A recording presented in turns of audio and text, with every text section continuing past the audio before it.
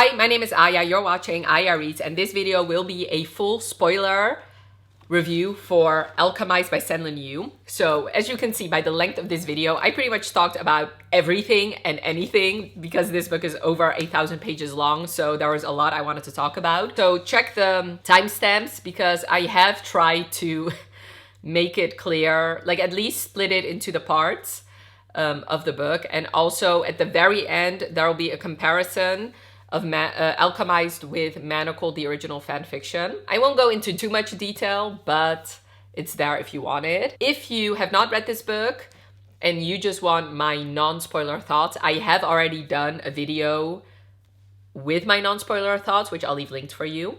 So I really hope you enjoyed this video. Let me know by leaving a like and also comment a rose and a gravestone emoji. And let's cue to all my spoilery thoughts. I wanted to do my first spoilery update right now because something major has happened. So I figured, let's talk about it. Let's actually talk about this scene first, and then I'm gonna go back and talk about some other spoilery things that I did want to mention. So basically, I'm on chapter 18 now, just finished chapter 17, and Helena was sterile because in this world, the world still confuses me a bit, but since she has this affinity and these powers that are supposed to be like bad, the powers that be and her mentor, I guess, wanted her to be sterilized, I guess to prevent her from having a child just like her.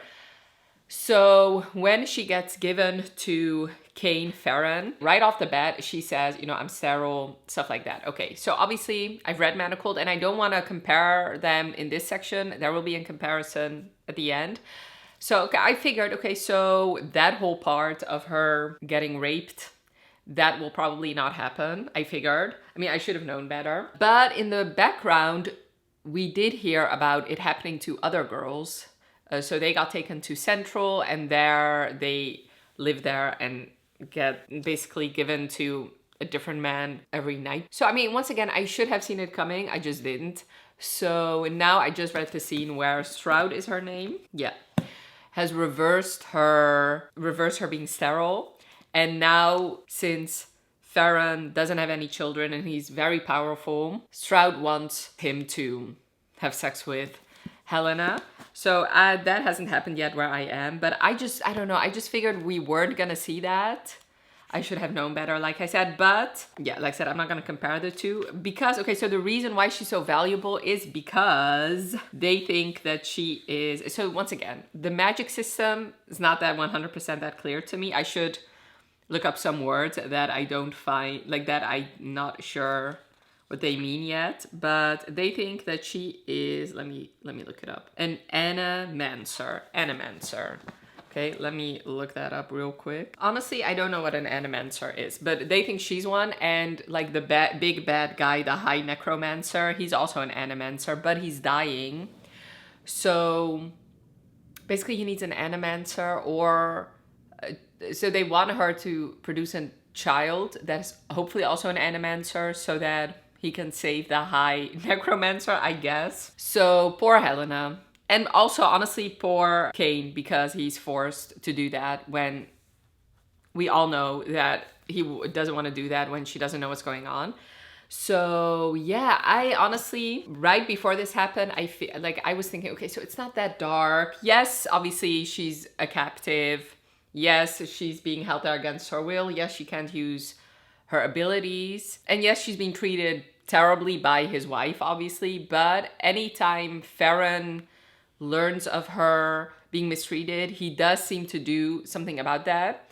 And their scenes together were fine. Like, yes, obviously it's still a captor-captive. I get that that's a dark romance. But once again, especially having read Manacled, this MMC never really felt that horrible to me. Yes, obviously, once again, he did some horrible things. I get that, okay? He murdered an entire family in front of our faces. I get that. But I'm talking about his scenes with Helena. They were fine. Like, there was nothing that dark about them, in my opinion. Like, he never really mistreated her. Maybe I'm having some sort of Stockholm syndrome. But I don't think so, because I've read some dark romances. And like I said, the interactions between them didn't really feel that dark.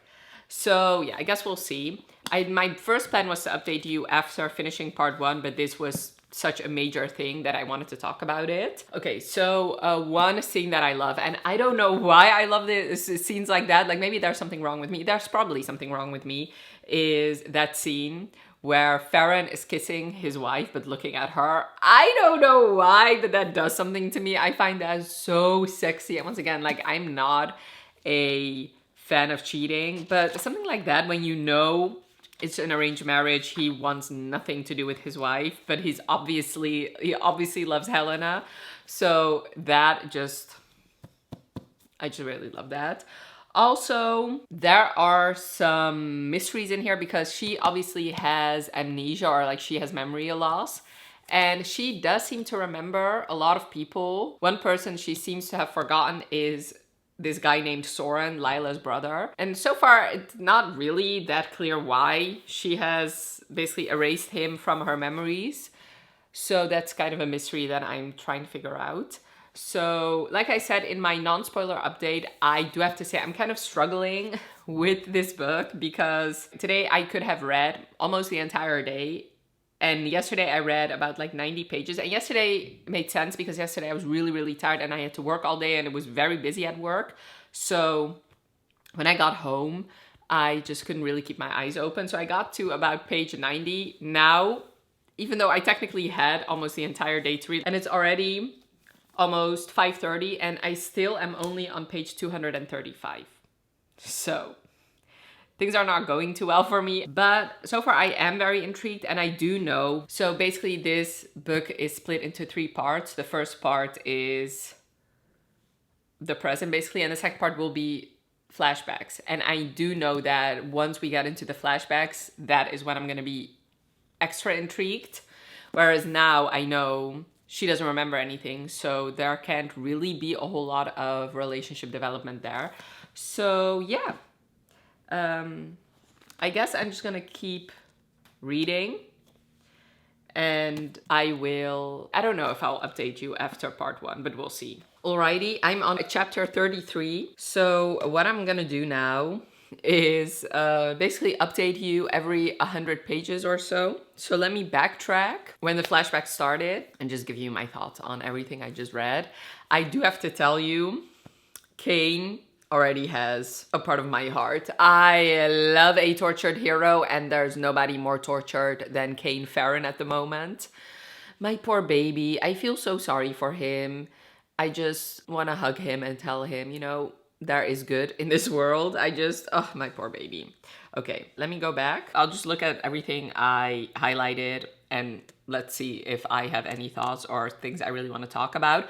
So far, I do have to say, and I did notice this in Manacled, I really love writing style. Like sometimes the sentences just mesmerizing.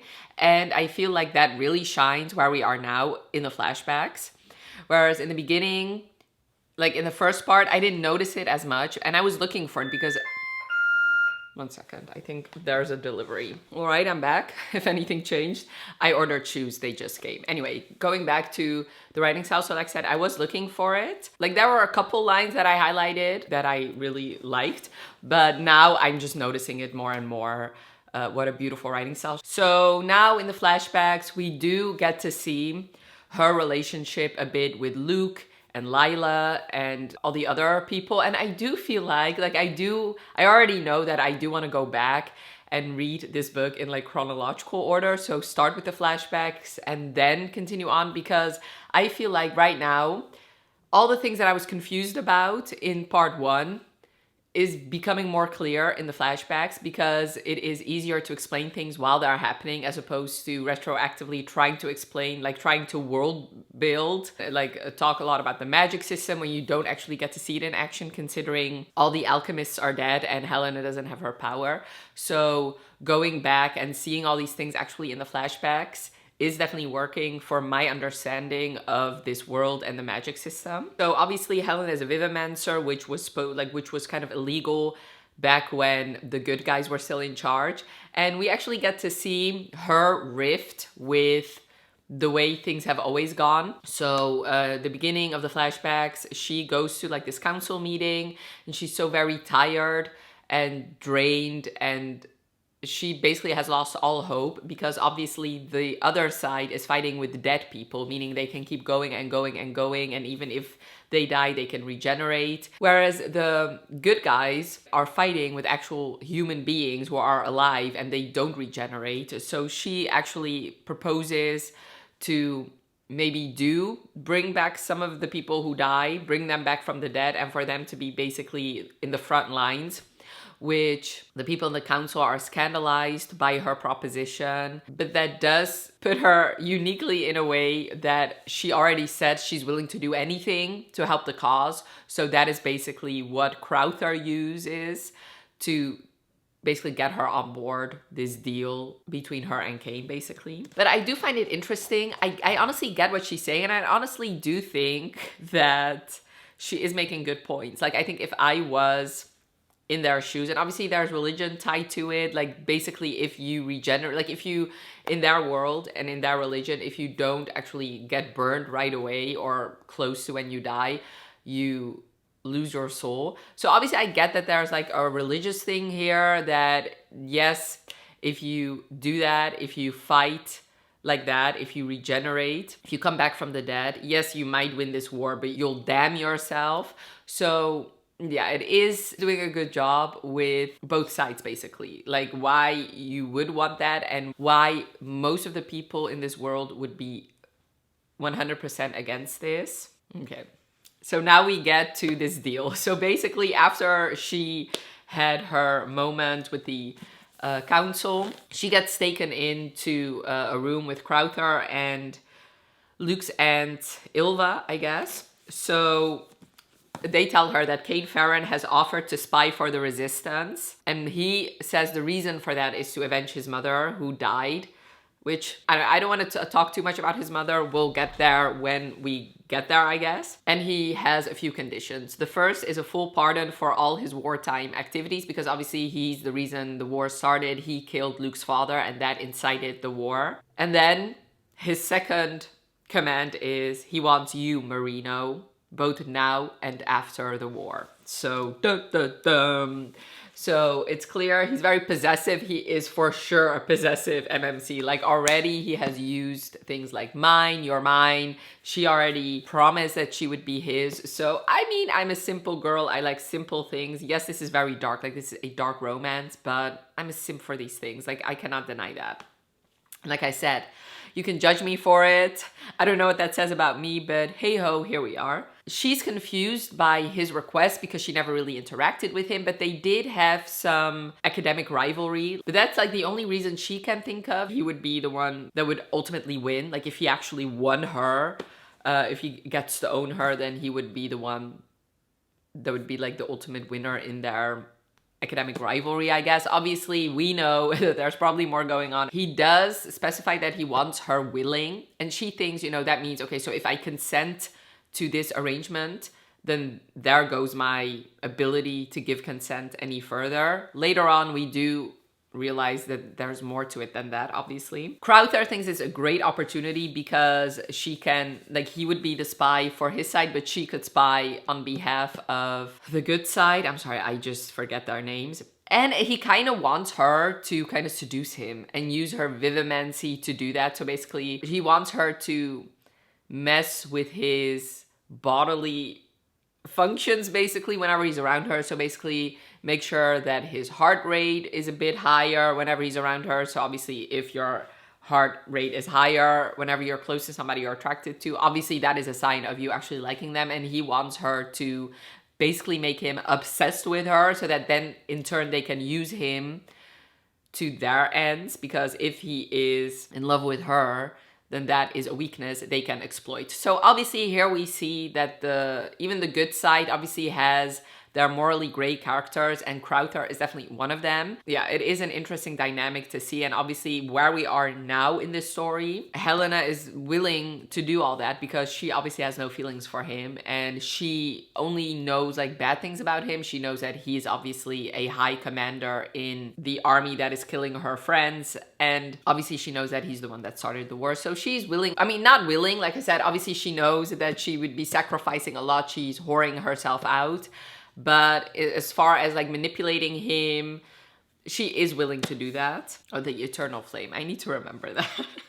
So the Eternal Flame are the good guys, okay. Then we find out that what other reasoning there might be for Farron to do what he's doing. The Farrons have been very ambitious, but they think he is too. They think that he hopes that if the Eternal Flame and the Necromancers kill each other in this war, then the Farrons will be left to rule the Ashes, basically. So that makes sense, honestly, that they would think that. Okay, so this is one of the things that like I wanted to read this quote to you. Here she's talking about how she would like manipulate his physical responses to her. It would be a gradual process, requiring her to know Farron intimately, to be able to read his body and emotions. The feelings she evoked would have to seem natural, subtle as a potion until he was too far gone for a cure. I mean, obviously I'm rooting for them to be together, obviously, but I do like him thinking that he was gonna own her, but then her being the one to bring him to his knees. I love that. I do. So as far as like once again, like the whole undying thing, she has explained it, but I am just confused. So she refers to him as being young. It seems like he has frozen in place at the time when he turned undying, which would be at 16, I think. Oh, 17. Whereas she's technically 5 years older. So I'm just confused about the whole undying situation of it all. We know that Helena has her theories about that. So I don't know, we'll have to see if we ever get an explanation for that. When they meet for the first time, he does make her vow that she's his. So she does swear an oath, basically. So this is what she says. I swear it on the spirits of the 5 gods and my own soul, Cain Farron. I'm yours as long as I live. She in turn makes him vow that he will not do anything to her that will interfere with her ability to aid the resistance. Then he actually says, you know, he emphasizes the word willing, saying that he does want her willing, so he will not be touching her until she is willing, I guess. Later, he does kind of renege a bit, but I mean, we'll get to that. He's a confused boy, he is. Like, he knows he wants her, obviously, but he feels like he's better than the other people on his side. So that is something he's struggling with throughout this part of the book. There are times in here where he does insult her, calls her desperate, calls her weak, calls her pathetic. So it seems like he's kind of angry at her for him being obsessed with her and wanting her. So actually on that same day, when he says he will not be touching her, it seems like she's disappointed by that. So then he kind of like uses that and he's like, kiss me like you mean it. Once again, why do I find that hot? Like I said, something wrong with me, yet, I mean, I'm not gonna deny it, that it's hot. So they do kiss, and then he stops it. He ends up also giving her a ring.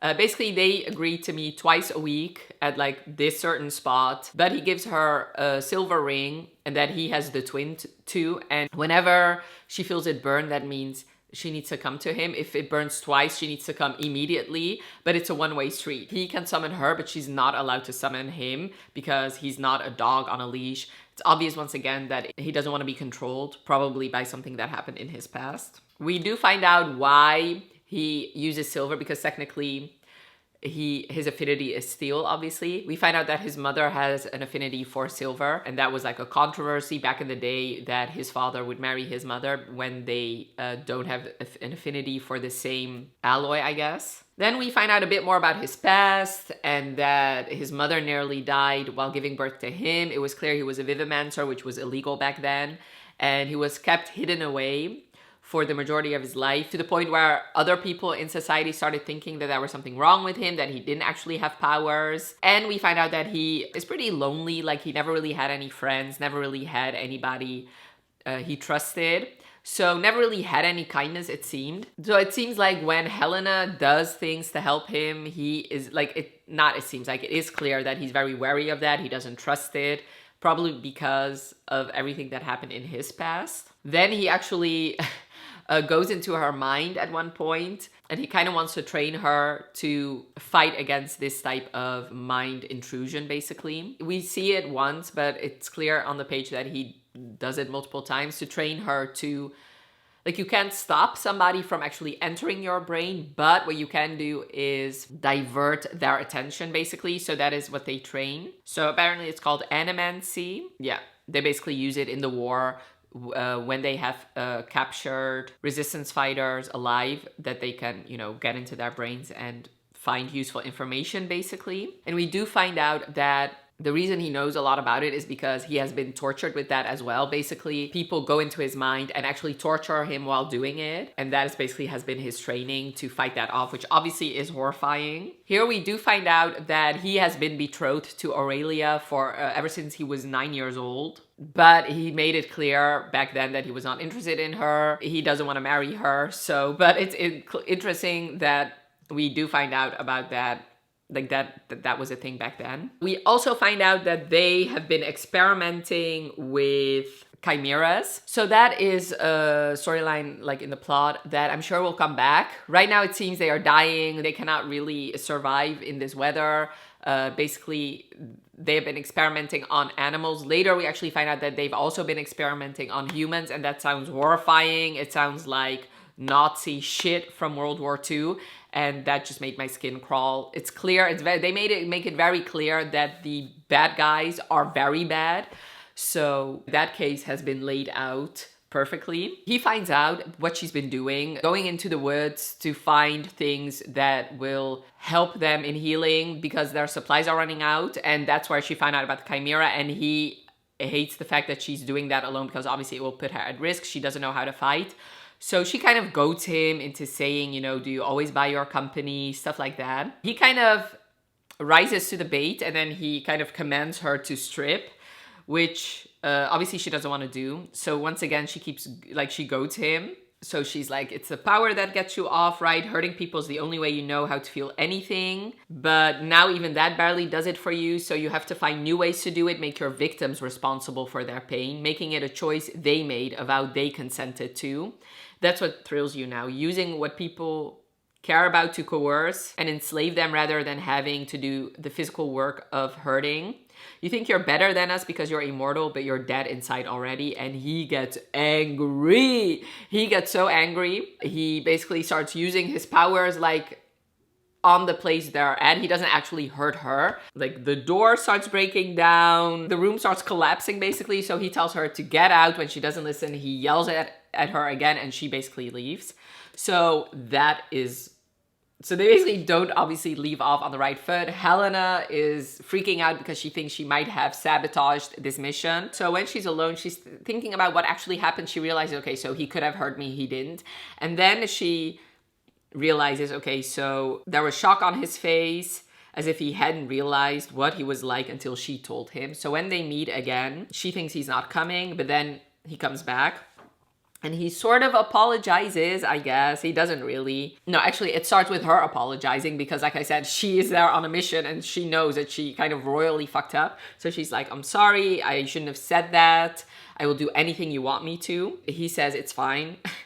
When I specified willing, that meant you were allowed to say no. At that point, she didn't think that was a possibility, like I said. She thought that the willingness, once it was given, it was irrevocable. So basically, once she says yes, she cannot say no ever again.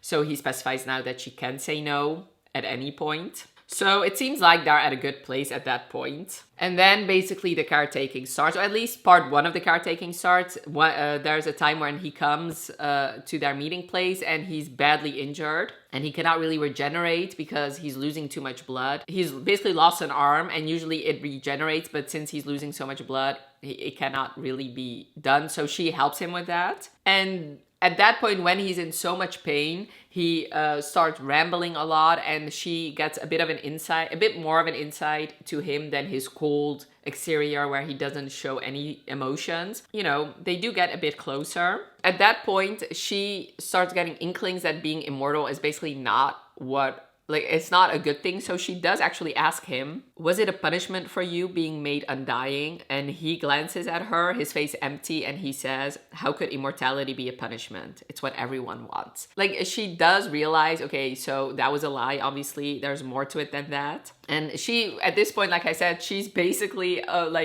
struggling because she's humanizing him now. So she actually actively has to keep reminding herself that he's the one, like he's the reason the war started. He's why they are here. He is part of the bad, like he's a bad guy. He has done bad things. So we see the internal struggle she's having. We get a scene between her and Lila where Lila tells her that the hospital is worse than the battlefield because she sees the worst things in the hospital, whereas in the battlefield, at least sometimes you win, sometimes you lose. You see good things too. If there are injuries, not always are they the worst kinds, whereas the people that do get sent to the hospital have the most injuries. So Helena in the hospital only sees like the shittiest parts of the war, whereas obviously, yes, war is shitty, but sometimes you have victories and then you can celebrate stuff like that. She doesn't see all that.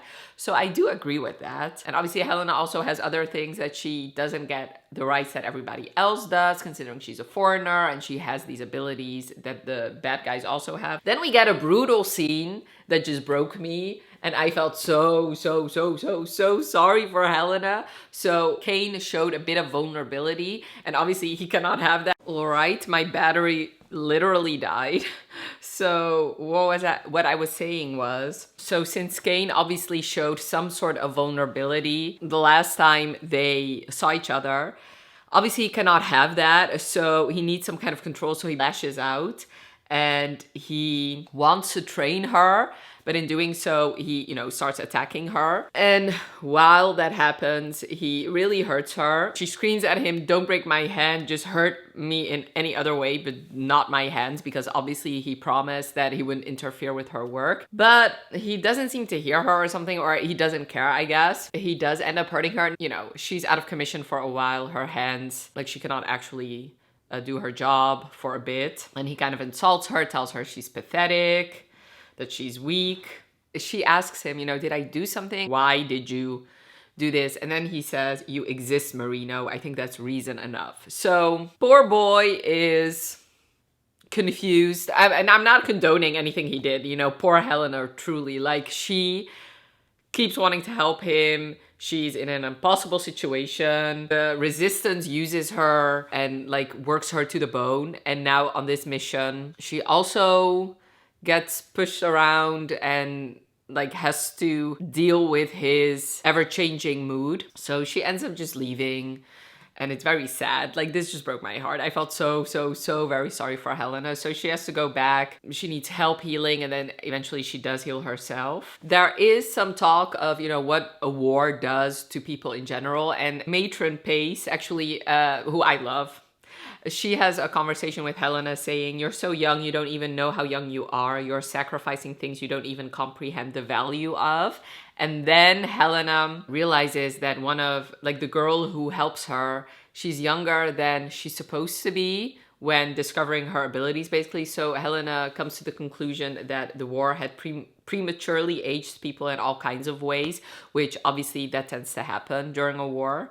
So I do feel like in this book, SenLinYu is very good at portraying the cost of war. Obviously it's horrifying, but I do like that in books where there's some sort of war, that it's clear to the reader what that actual cost is. And I feel like I said, SenLinYu does a very good job portraying that. Obviously she needs to go back because she has no other choice. And when he arrives, she does flinch. So obviously she's kind of scared of him. So she asks him, you know, "Are we training again?" It's clear that she's scared and he tells her, "No, I will not be doing that to you again." He tells her that he didn't mean to hurt her. And she actually tells him, "Well, I always expected you would," which makes him angry. So he doesn't technically apologize. And then they talk about her training and how weak she is again. And he tells her, you know, "I assumed the resistance would train you." And she tells him that is not a priority at all. And he notices that she doesn't eat enough, she's scrawny, she has no muscle, and basically he uses his leverage and he wants her to eat more. He gives them some information saying, you know, this will help you have more food, and he wants Crowther to increase whatever her rations are. So once again, definitely morally gray, arcane, Farron. So, which, I mean, he has a point. Obviously, he cannot train her if she has no muscles. Helena gets assigned the job of dissecting these chimera, and she realizes that it's basically just like a jumble of different animals put together, and also that while they were put together, they were alive the whole time. And she starts questioning Shiseo.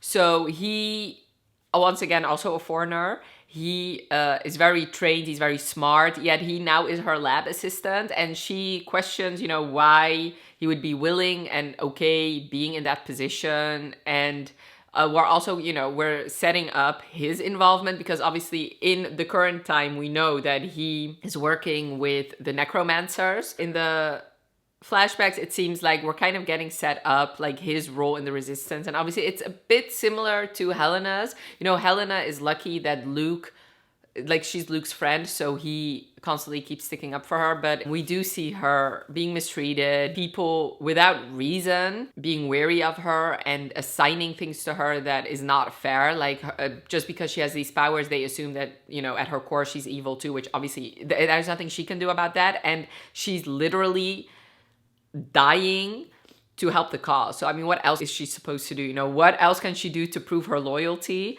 For some people, it seems like nothing she does is good enough. So once again, these interesting conversations I feel like is being had in this book. Then, because of the information that Kane gave, they do get like this big victory. They have the ports back, and they find this laboratory where they have been experimenting on humans, and it sounds horrifying. But of course, everything has a cost, and the information that Kane gave cost him significantly. So the ports and that territory, he was in charge of that, and because of that, the like great alchemist Morag, I think, he gave like his torturer the okay to torture Kane. And once again, fucking brutal. Like, he is slowly dying.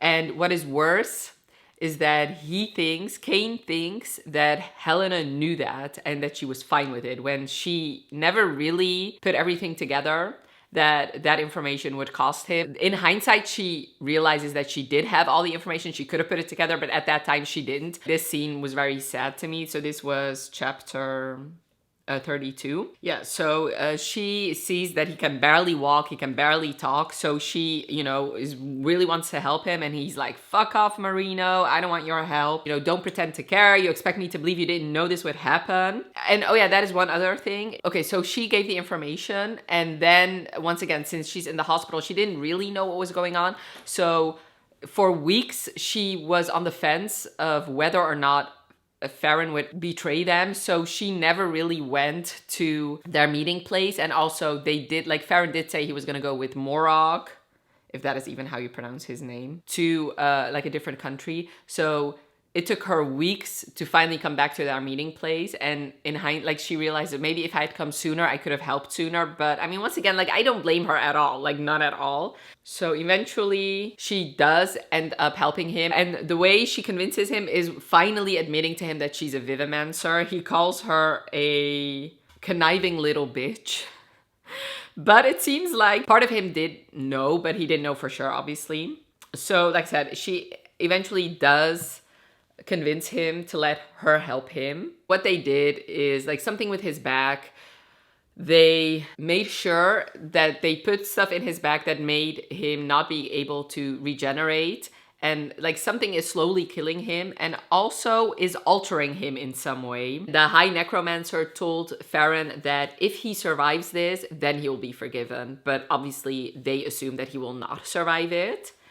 So she kind of makes it her mission to help him, or at the very least contain whatever is happening to his back. But like, he is in constant excruciating pain. So yeah, that is obviously very hard to read about. Oh yeah, and here she figures out a bit what like being immortal means. Let me just read it to you. Helena was beginning to understand how the Undying were immortal. He was not ageless. His body was trapped in time, his regeneration keeping him exactly as he was. It did not let him change, not with age or injury. But the array... Okay, so this thing that is in his body, the array, was designed to change him. The mutated power existed for the sole purpose of alteration, and that contradiction was killing him in a way far more profound than the mutilation of his back. He was in a crucible, and he was the crucible, and he would either die terribly or be wholly alchemized into something that could survive the paradox. So he has 8 points on his back. So that has been explained before. I don't understand that part, but that's okay. But in his back, each of the 8 point had a distinct concept using combination of symbol. And Helena obviously realizes what those symbols are. And they are calculating, cunning, devoted, determined, ruthless, unfailing, unhesitating, and unyielding. That is going to be a plot point later in the book, probably. If he survives this, he will be changed into these 8 different characteristics. If it worked, it would carve Farron down into these 8 compounding qualities, potentially erasing everything else about him. So while she's healing him, she ends up putting him to sleep, and like she's looking at him and she notices how broken he looks. She ends up tucking his hair out of his face. So here you see her slowly realizing, I mean, she has realized it a bit before, but now you see that she is starting to have a bit of a soft spot for him. And, you know, that is just one thing, like that to me, how brutal this high necromancer is. And you've seen it before, like in like the actual criminal world, where if you go out of line, they will actually execute you and stuff like that. That for me, I mean, besides the fact that I actually want to be a good person, I really don't want to be a criminal or hurt people in any way. But even if that wasn't the case, simply for selfish reasons, I would not want to be a criminal or be a part of the bad guys, because you know, if you go out of line, nothing is good enough. And if you go out of line, they're gonna hurt you, probably even worse than the good guys, because they don't give a fuck. There's nothing redeemable about them. So yeah, this obviously Cain would be hurt because that is what evil people do. So, but yeah, obviously this was heartbreaking. I felt so sorry for him. And this is where we see the massaging start. When she's done for this first section of healing, she wakes him up, and while doing so, she massages his hand, and we realize why she's doing that, because her father used to do that for her. And even though she knows that Farron probably doesn't need it, it was something comfortable for her, so she does it for him as well. And then they make like another deal, so she knows that it's gonna take a while for her to make progress healing his back, and she knows just that 2 days a week is not enough. So she tells him that she will come every day to bandage his back and to make some progress. And he obviously, the sad boy, the reluctant to trust MMC that he is, he kind of lashes out, but eventually he agrees. But he does tell her, if you make me come here and you don't show up, I won't come back again. So now she needs to come there every day, and she knows that if she fails to come once, that means that it's over and she cannot help him.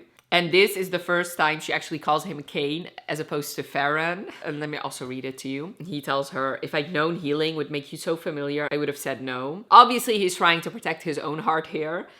So she asks him, should I not call you Cain? It seems odd to keep going by our surnames. We're going to be around each other for the rest of our lives, you know. And he tells her, I don't care what you call me, but I'm not changing anything.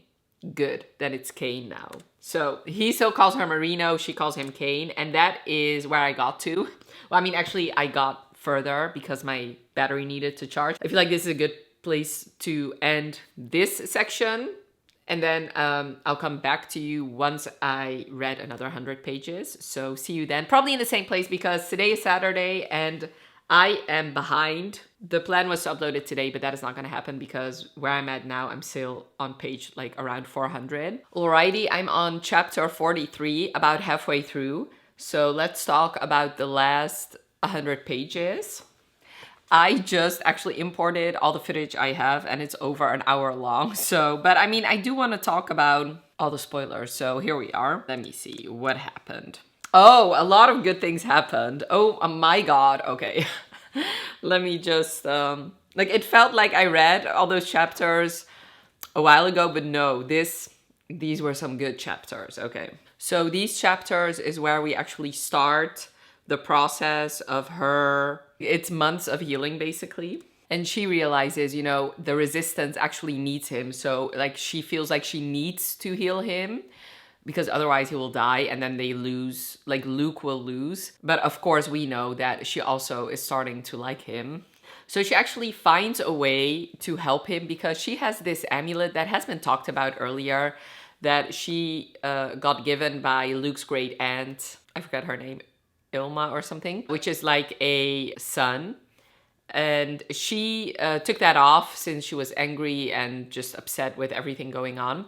And now after she put it on, she realized, okay, it actually helps me not feel as tired or as burnt out. She feels like she's replaceable, but Farron isn't. So she knows that there's something magical about this amulet. So she takes like some silver stuff out of it and puts it in him, which in turn is the reason why his hair turns from black to silvery white. It's because of that stuff she put in his body, which I don't know what that is. Maybe we'll find out. And then we actually find something interesting, that the undying, which there have been clues laid out that it's not as good as it sounds to be undying, they are actually linked to Moreau.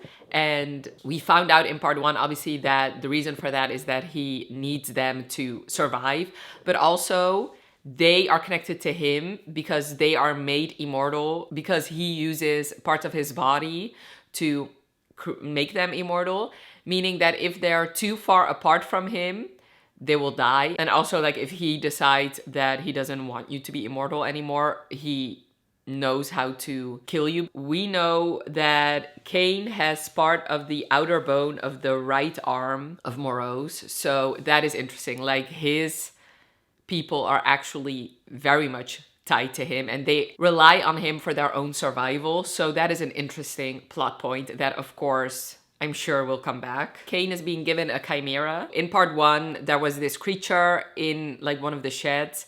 That is obviously the chimera. Helena wants him to kill the chimera, but obviously that would result in more punishment and he really cannot afford to be punished anymore. So yeah, we know that this chimera will survive. And then she says something interesting. She's speaking about the chimera, but it seems like she also is speaking about her own mission. He asks her, okay, so what would you do? And she tells him, I would see if I could make it loyal. And if you couldn't, he asked, if a monster can't be made loyal, what would you do then? And she tells him, I'd look for flaws in the transmutation. The splicing isn't very good, so there are mistakes that could be aggravated to accelerate deterioration.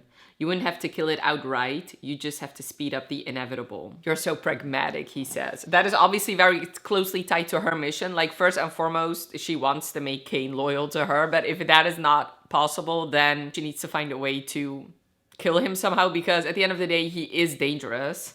There is a scene that was also kind of heartbreaking. Like I said, I just feel sorry, so sorry for Helena. Like, the only person who actually does, like, selflessly seem to care about her, I guess, is Cain. And even that is not 100% selfless, obviously, because he's obsessed with her. But he's the only one who seems to care about her well-being. Even he, obviously, does things that go over her boundaries. He uses the thralls, which are these, like, basically zombies, so that she can train. But since she's so used to death and decay, it's very traumatizing for her. So that scene just broke my heart. And she actually obliterates all those thralls and all their stank and muck and blood and just disgustingness is all over her. So he makes sure she showers and wears his clothes. And that is one of the few early scenes we get of them drinking together on the couch. And, you know, actually them having actual romantic moments between them. Since she kind of wants to forget what happened, she starts drinking alcohol excessively and he tries to slow her down and she tells him to fuck off. And they actually start talking about, so he explains that vivimancy is often a late onset ability, mid to late adulthood. Young people tend to manifest it as a reaction to a traumatic event. When he tells her that, she opens up about that traumatic event. And oh, this was brutal because it's very clearly a tie to our world. She says this, okay? So obviously her father was a doctor. And when the war first started happening, he wanted to go back to their own country.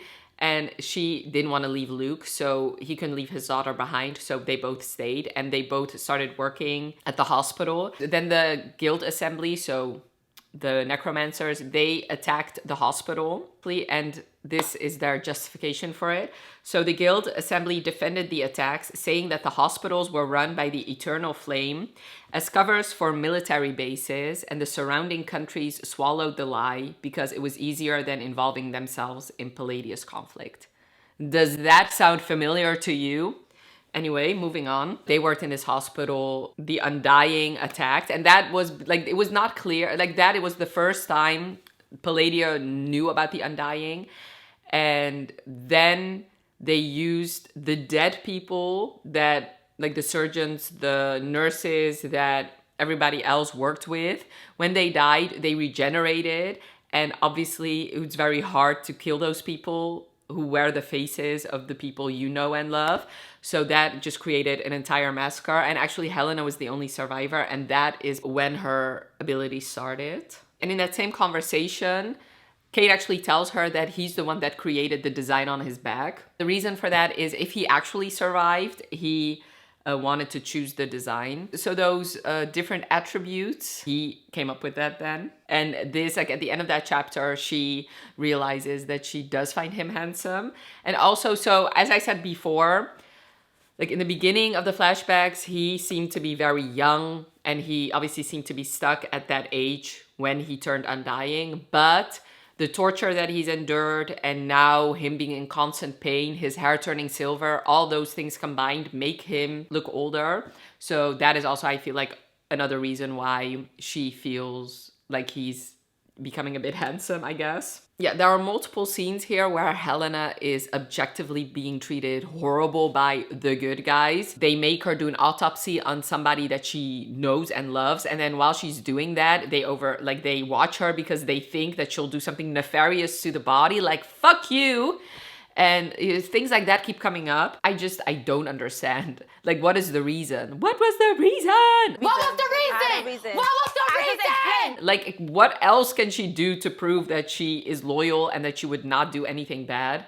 But I mean, I guess we're going back to the age-old things of prejudice based on where you're from or what you look like, and in this case, obviously her abilities. We're really showing that it's just not that black and white as the necromancers are the bad guys and the alchemists are the good guys, because Crowther has been torturing prisoners and he wants to use Helena to heal them so that he can torture them again. And one of them, and we knew he was gonna come back, was that guy who like wanted to rape her. I forget his name, but I'll come back to it. So Helena starts to talk to Crowther about what she accomplished with Kane, and he is not as enthusiastic.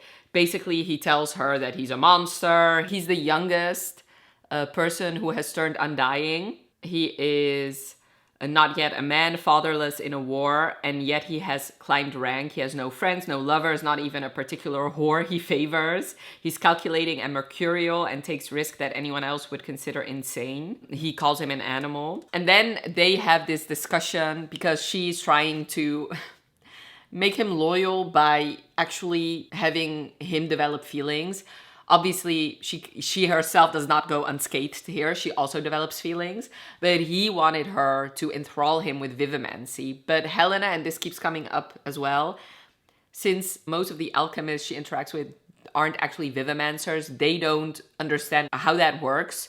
So he thinks it's just easy to turn it on and off, and that is just not how that works.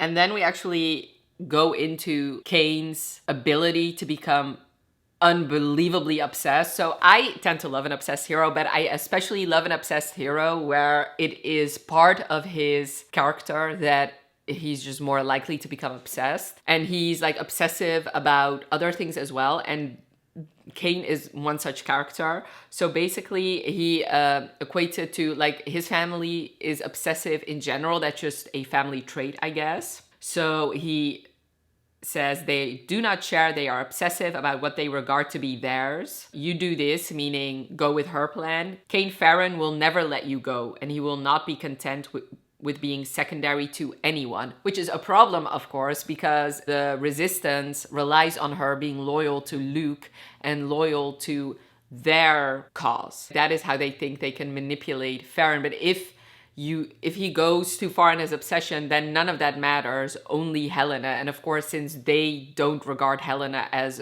like important to them, I mean, they think she's important, just not as important as other people. That is going to be, that's obviously a conflict of interest for them that they want to squelch. So we've talked about Kane's loneliness. Here we see Helena actually realizing that she's very lonely and she'll always be lonely because she's looking at her friends who all share a similar camaraderie. They all fought in the war together. Some of them have close ties to each other because Soren and Lila are brother and sister, obviously, and Lila and Luke, there's something romantic between them, whereas Helena always feels like on the outskirts. And since she's both a foreigner, plus has these different abilities, plus she's a healer as opposed to a fighter, all that combined just makes her feel very, very lonely and very isolated from the rest.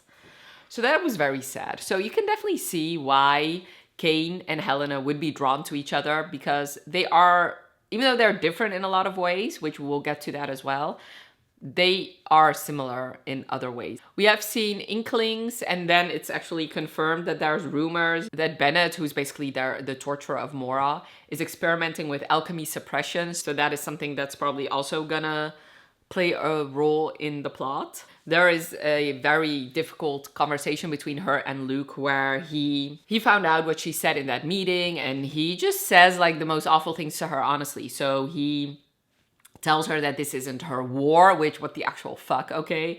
Then he says that what she's proposing is an easy solution, which obviously it is not. There's a rift that has already been built, but now it is very clear that there's a rift between Helena and, for sure, Luke, but also because of that, also the other people in the Resistance. Her people, like the Resistance, are actually the people who are driving her closer and closer to Kane, because he's actually the only one who's treating her well. So then we have like the final healing scene where she wants to close out all the wounds, but he needs to be conscious for that, because throughout her other healing sessions, she could keep him unconscious, but now he needs to be conscious so that she can actually check the parts she's closing down if he can use them still, because if he cannot move that part, then she can still fix things. So this was difficult. Like, it's clear he's in pain, and then he is drinking a lot to numb that pain. And this leads to an iconic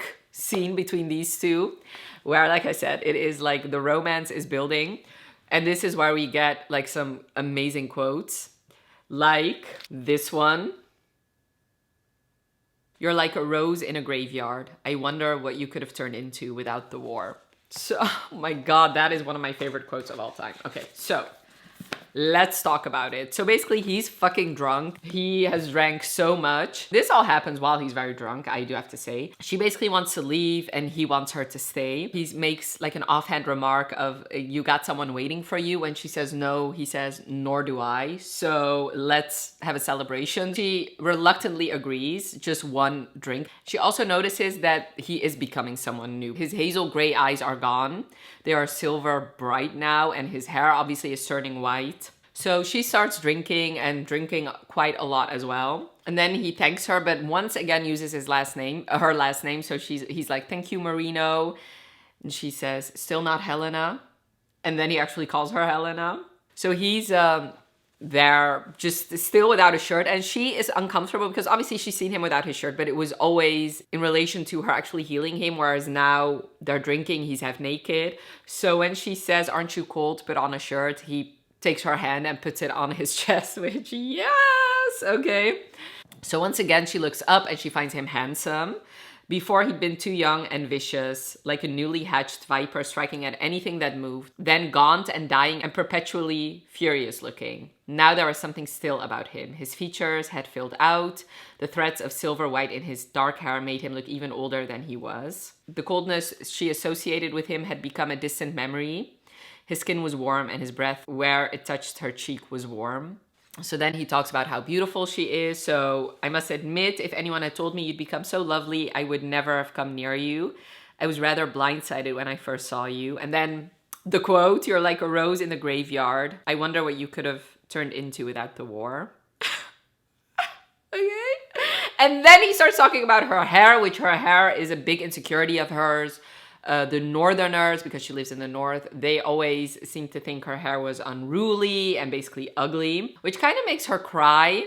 But she's also just like, she has said multiple times that she tends to cry when she's drunk. So then he asks her to take her hair down. And then he starts touching it and he's like, it's softer than I thought it would be. And it was just so cute. Oh my God. It was just amazing. Okay. And then they start kissing and he asks for consent. So he's like, if you don't want me to kiss you, you should say so right now. So they do kiss. And then they are going further. It seems like, they're going to have sex until she realizes that he's fucking drunk. And she thinks that he would basically have sex with anybody at the moment. It's not specifically her. And I'm like, girl, he literally told you that you're beautiful, that your hair is beautiful, that you're stunning, that you're a rose in a graveyard. Like, what the fuck are you talking about? She basically recoils, which makes him go still and just stop it altogether. While they're doing it, like while they are kissing, she does feel like, okay, I'm tired of being alone, reduced to her functions. So basically, she feels like her side only thinks of her as a healer, a chemist, a liaison, a tool, a whore. Keep repeating myself that it seems like he's the only one who sees that she's more than just those titles. But of course, she had to go and ruin it because of her own insecurities. He wants her to leave, but of course, like there is a curfew, so she cannot leave. And then she starts crying. And then they actually talk about it, which I do appreciate. So she tells him, I'm lonely, you're kissing me, you don't even like me. And then he actually asks a good question. He's like, why do you think I was kissing you? And she's like, because I'm here.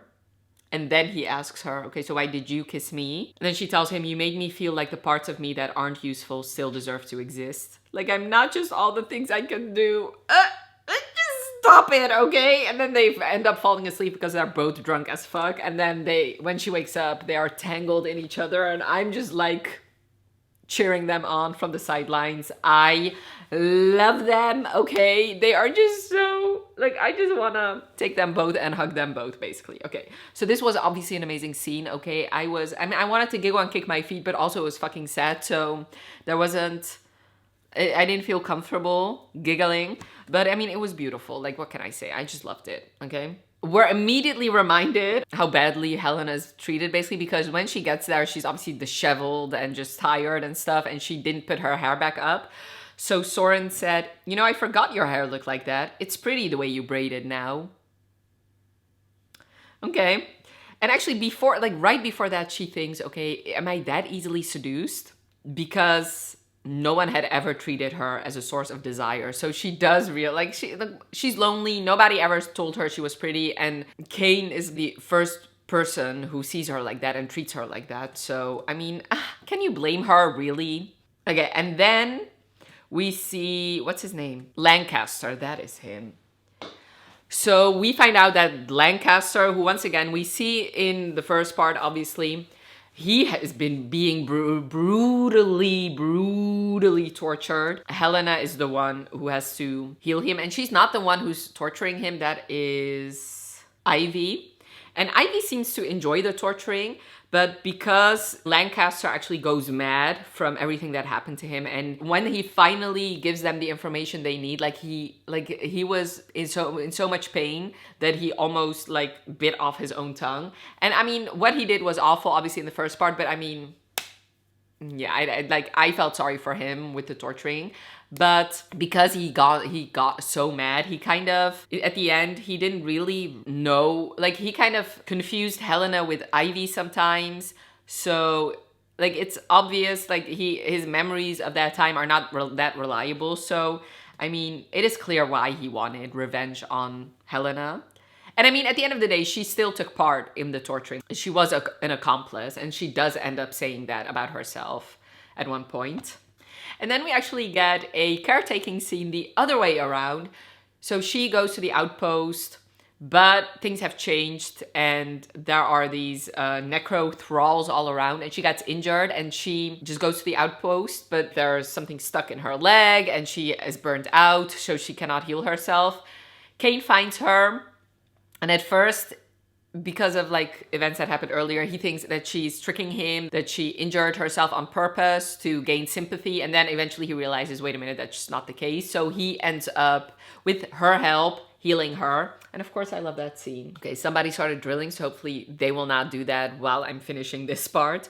So we also find out that, and I don't know if there are lies technically, but she was under the impression that she's the one who killed her mom because of what she is. She's been told that vivimancy is a corruption of resonance that can use vitality as well as the energy of resonance. It's caused when an inviolable soul sustains itself by stealing life from another.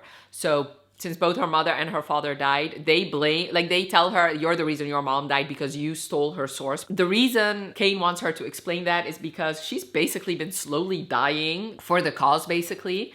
So he actually demonstrates by trying to steal her soul. So she feels it, and he's like, it is impossible to do that, actually. So she realizes, okay, so that was a lie. It was either a lie or a misinformation, but they use that to make her work herself to the bone to kind of make amends for being the type of person that would steal somebody's essence. And then he actually explains, okay, so you cannot do that from a living source, but what you can do is you take the source away from a necro thrall. So he basically explains to her how she can do that. He explains to her that no, her mom didn't die because of her, and also you can actually do that to save yourself with these necro thralls. Oh, and he also actually finds out, or tells her, that he thought that she was an animancer, which of course the high necromancer is an animancer. So, and I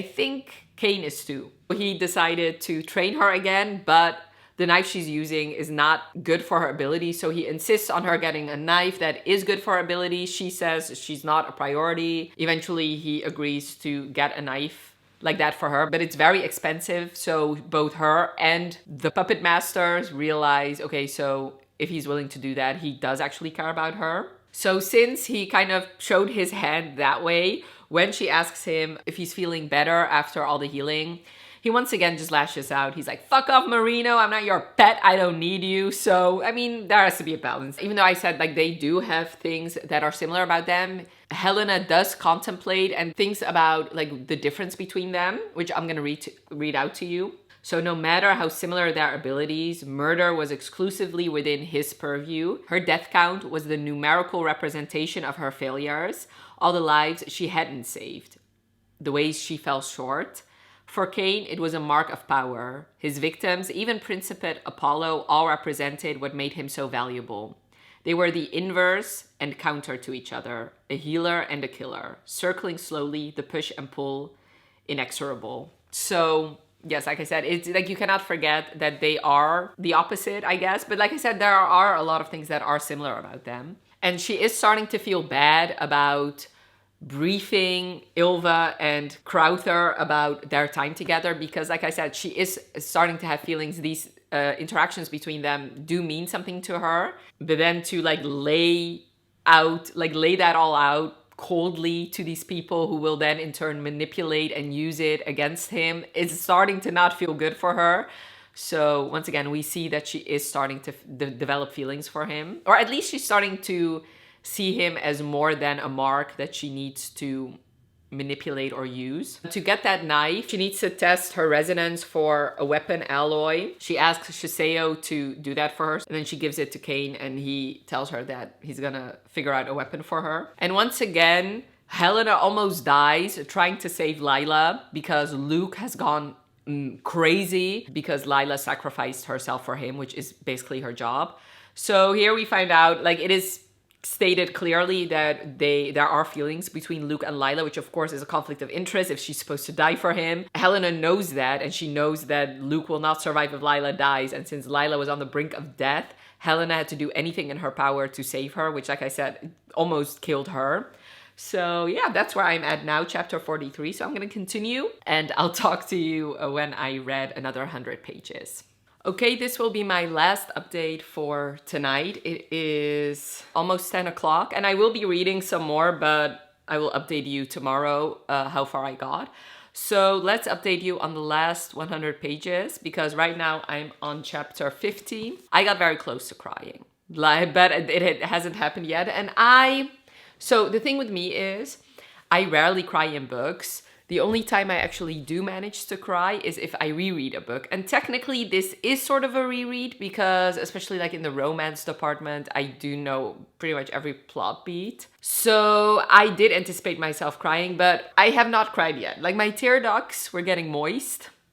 I hate that word, but no actual tears have shed. But anyway, let's talk about what happened. We find out that the necromancers have this alloy that is only available in the East and only available to the Emperor, which can dim resonance basically, or like remove it. And like I said, it is so very rare that only the Emperor has access to it. So that means the necromancers are working with the Emperor in the East somehow. And he recently got into a lot of money. So yes, that is obviously a problem because these alchemists obviously rely on their resonance. Because of that, Shiseo, who we already know, is working with the necromancers in the present time.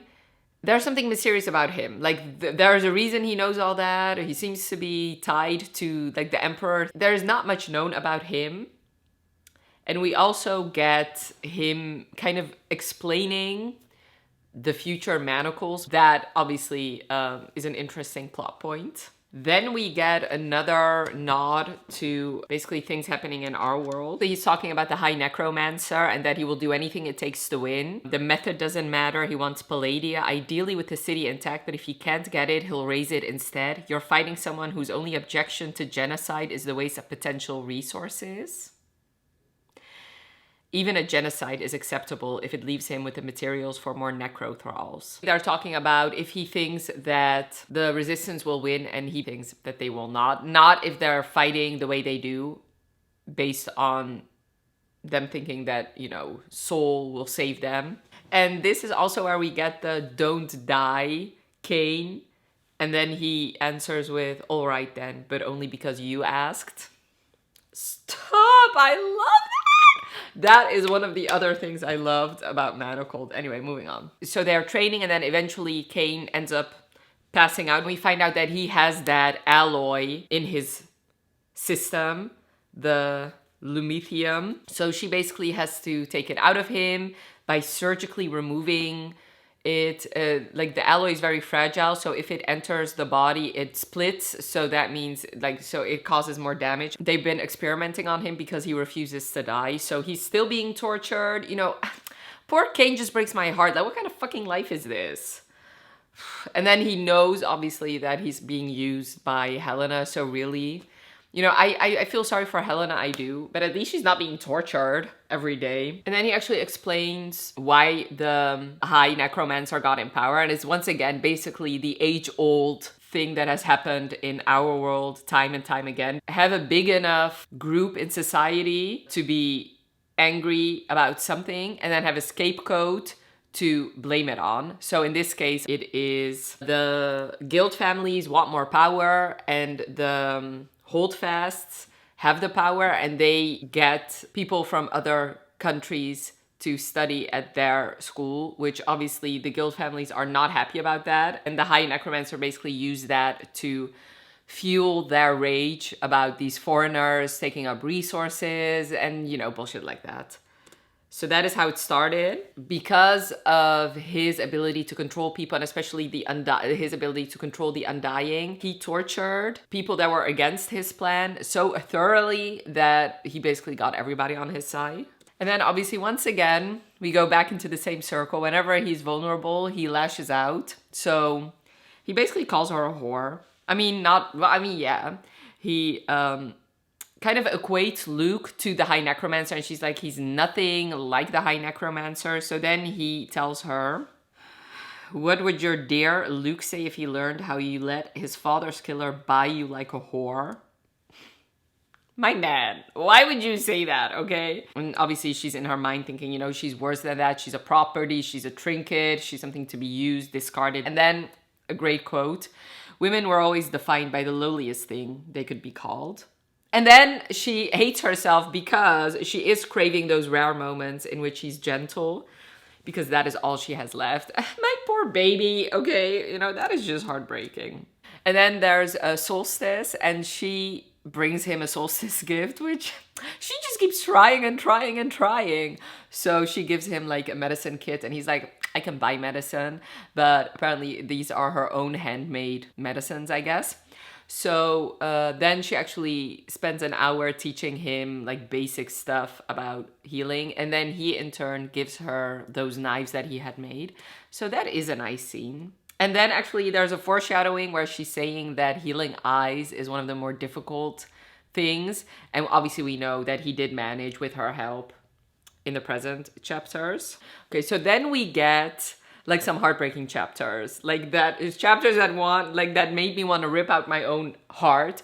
So Helena has a conversation with Ilva, which Ilva really is starting to bother me. Like that bitch needs to take several seats, okay? She tells Helena that we have more spies, and I was assured that he was gonna die because he gave them the information about the ports. They took the ports, but they made it like they used pretty much all his information, which in turn made it clear that he is the spy. So she wanted him to be killed. She wants to know how Helena healed him. So Helena eventually confesses that she put whatever that was in that amulet in his body, and then Ilva confesses that what is actually in the amulet. She tells her that it's the stone of the heavens, and you know, basically this was in the first necromancy war, and a bunch of lies were told about what happened, how that turned out, and that those lies are being used in this war to fuel Luke and fuel the population to keep going. So there's something special about the stone, but the holdfasts can't use them. It seems like only Vivimancers can use them. So she gave it to Helena without actually telling her what is up with that stone. So she ends up getting angry at Helena for putting it in Cain when, I'm sorry, like you should have just told her then. And then there's a big bomb dropped that she wants her to actually kill Cain. And if she doesn't do it, then she's gonna hand him over to the High Necromancer, which will result in maybe decades of torture before he finally ends it. So of course Helena doesn't want to do that. Well, first and foremost, obviously she cares about him, but also she feels like he did everything they wanted and now they want to thank him by actually killing him. It just doesn't seem fair, which I obviously agree with. She uses Luke again to get Helena to do whatever she wants. So she asks her, are you choosing Farron over Luke? And Helena has to convince her that she's loyal. But then she wants to strike a deal saying, if I can convince you that Farron is loyal, then will you spare him? And then she tells her, you have 1 month and I want Farron on his knees, crawling, willing to do anything. Okay, good luck with that. And Helena gets very upset because once again, the resistance kind of used her like as a sort of like final test, and that like before victory. So the fact that she asked the question of could we just use necromancy to win the war, that was so awful to ask that it was their final test. And if they did not agree to that kind of test, that would mean that that was the end of the last phase, and then the next they would win the war. So once again, manipulating her. And that also means that nobody will ever believe her or trust her or anything that comes out of her mouth. She is very upset about that. She finds that out at a party. And then Luke is also there and he wants to mend whatever rift there is between them. And he's like, you know what, the war is almost over. And when it's over, I want to take that trip with you that we were supposed to do. And then she tells him, we cannot be friends anymore. Just pretend that I died 6 years ago with my dad, which was sad. And then obviously there's no other place for her to go but to Cain. So she does. And since they did, like she's there at a time where they did not agree to meet, he comes rushing in thinking there's something wrong. And like in this chapter, she really has suicidal thoughts. She's like, I'd rather be dead. I wish I could jump off a bridge, stuff like that. So definitely trigger warning for that. And then she tells him that she's afraid he'll die and she doesn't want him to die. They continue their training. I believe the next time they see each other, it's the day before like their last day when she actually has to kill him. They are fighting and they've been training for a while. She's never been able to win. And this is the only time she wins. And he makes a comment saying, just do it, just kill me, because apparently he's known all along that she would be his downfall, that they wanted to kill him anyway. And she ends up kissing him. And while this happens, she knows that a line has been crossed. They end up having sex. And she's a virgin, which she did not know, so it does hurt. And she thinks like, okay, so it's meant to hurt because some things are meant to hurt, because she seduced Cain when it was abundantly clear that this was a line he had no desire to cross. She had pushed and persisted and done it anyway because she was desperate. That should hurt. And then like she looks in his eyes and she could tell that he was hers. The realization broke her heart. I love you, it's ruining my life. Oh my God. Listen, Cain loves her and really it's ruining his life. Like that song was made for him. Like my poor Cain. I just feel so sorry for him. Oh my God. And then there's like another kick to the gut. After sex, he came, but she didn't. And then she says, or she thinks,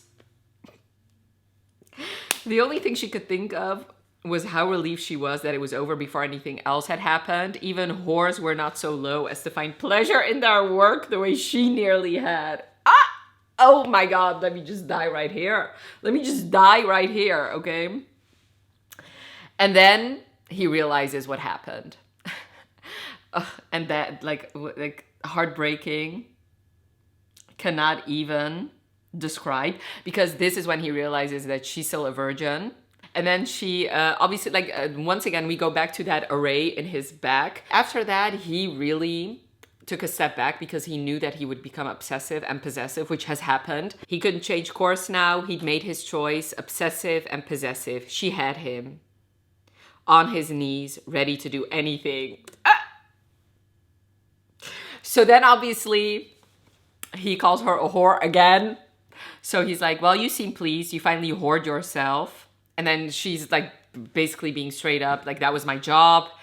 You had to have known it was my mission. And then he just daggers her in the gut, saying he was never going to betray the resistance. He says, it was all about my mother. I was like, the only reason I helped, even though you were losing, was because I wanted to avenge my mom. And because he wanted them to accept the offer, and he knew that just saying that he wanted to avenge his mom, because everybody thinks that she died of natural causes of a heart attack, that would not be enough. So he just thought of something that Crowther would think, okay, we can use this against him. So he needed somebody disposable. So he just picked her name. So he says, it doesn't matter, you outmaneuvered me. Or maybe I'm just too tired and grieving to keep pushing you away. You won. Well done. Oh my God. Like, he could have just slapped her and it would have hurt less, honestly. So then he finally explains what actually happened. And yes, his mom technically died of a heart attack, but that was after years of torture that he had to listen to.